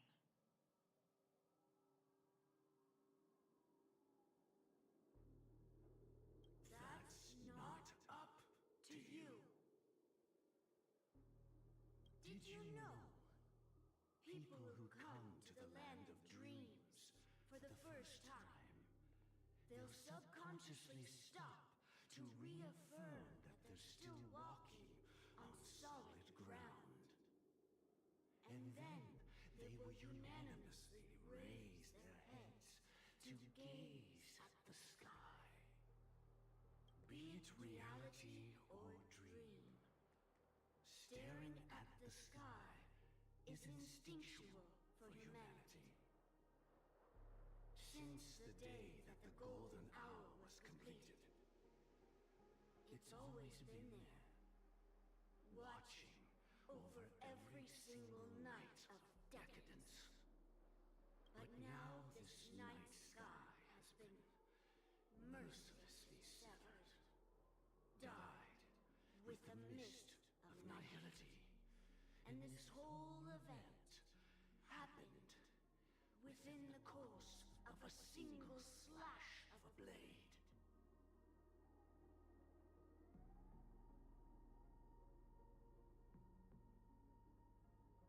A single slash of a blade isn't really accurate.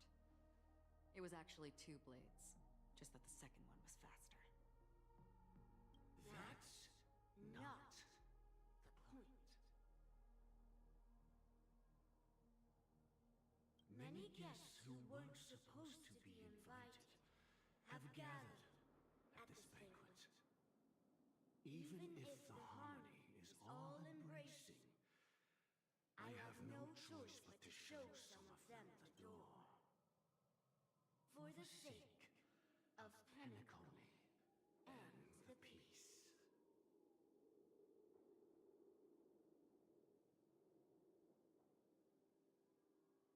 The planet of festivities has no place for you, a puppet of nihility. Those who live in the shadows do not bear the right to tread the illuminated stage.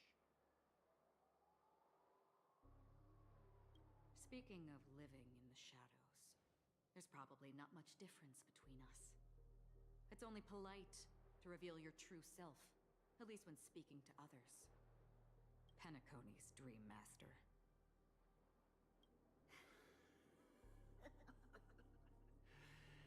That's just another reason that you can't stay. Whether you believe it or not, this is the real me.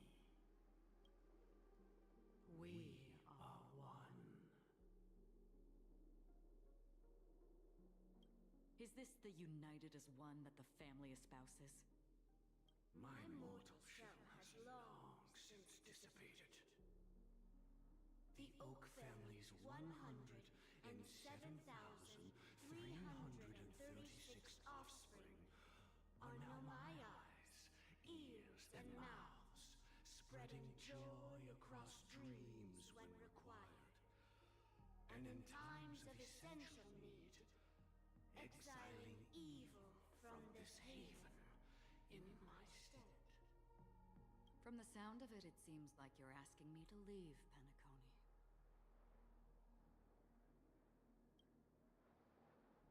I am glad that you're an understanding one.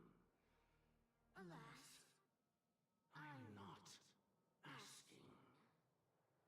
If you think you can. Are you threatening me? I ended it with a period. It was a statement, not a threat. Knowing who I am and still showing such malice. You're not the first, nor will you be the last. This scene played out many times before. And usually, when faced with my questions, most people retort, "Why can't I?"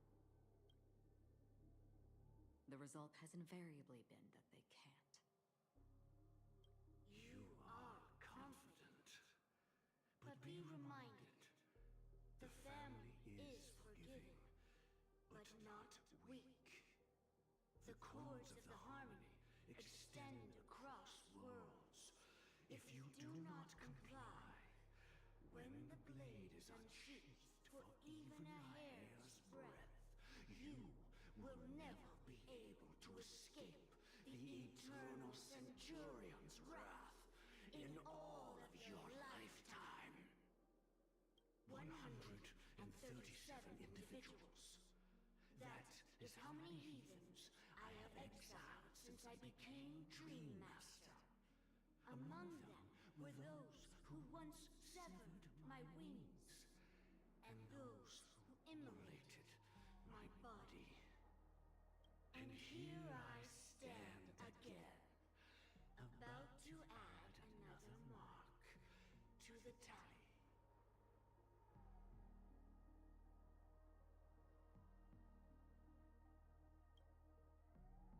And you will die. I mean, all of you will.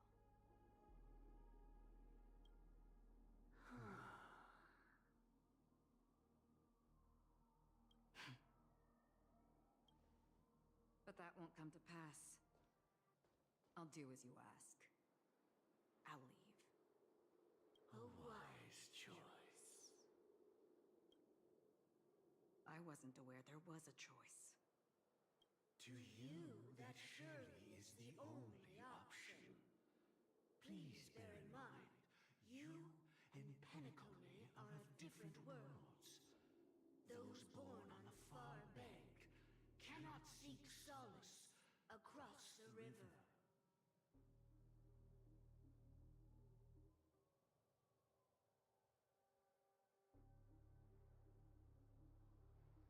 Leave and never return. The radiance of the planet of festivities is overwhelmingly bright, luring in tricksters, wrongdoers, and criminals. But even the harmony itself will never welcome the self-annihilator of nihility. And even more so, when this self-annihilator heralds the destruction of everything. Your strength is obviously a gift of the sleeping and shapeless, immeasurable and fathomless, like a tributary spawned from the abyss that brings death and sin to all.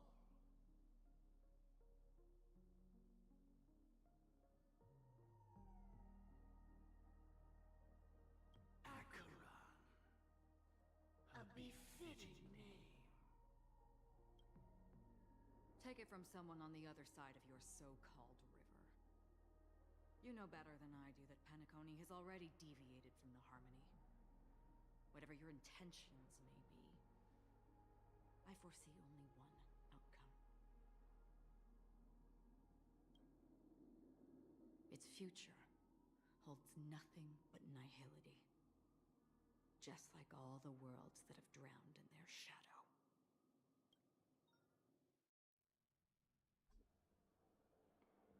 Attention, please. The unusual event that occurred moments ago was due to a technical malfunction at Clock Studios theme park.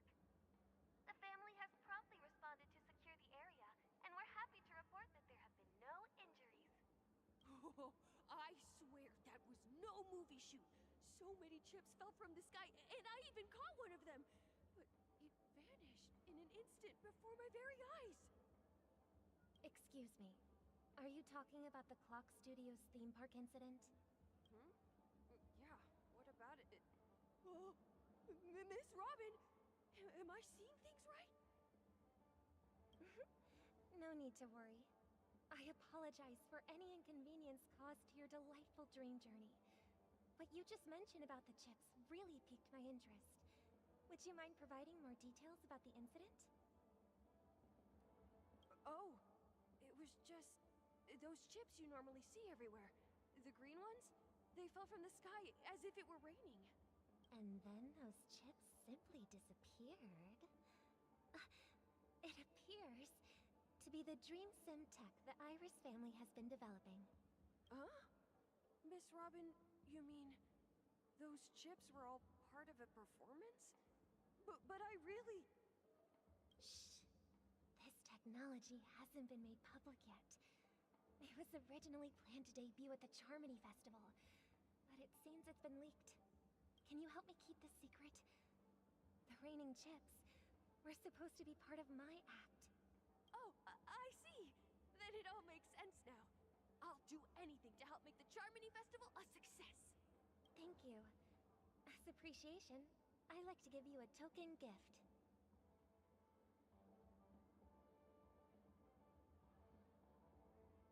Oh, this button is...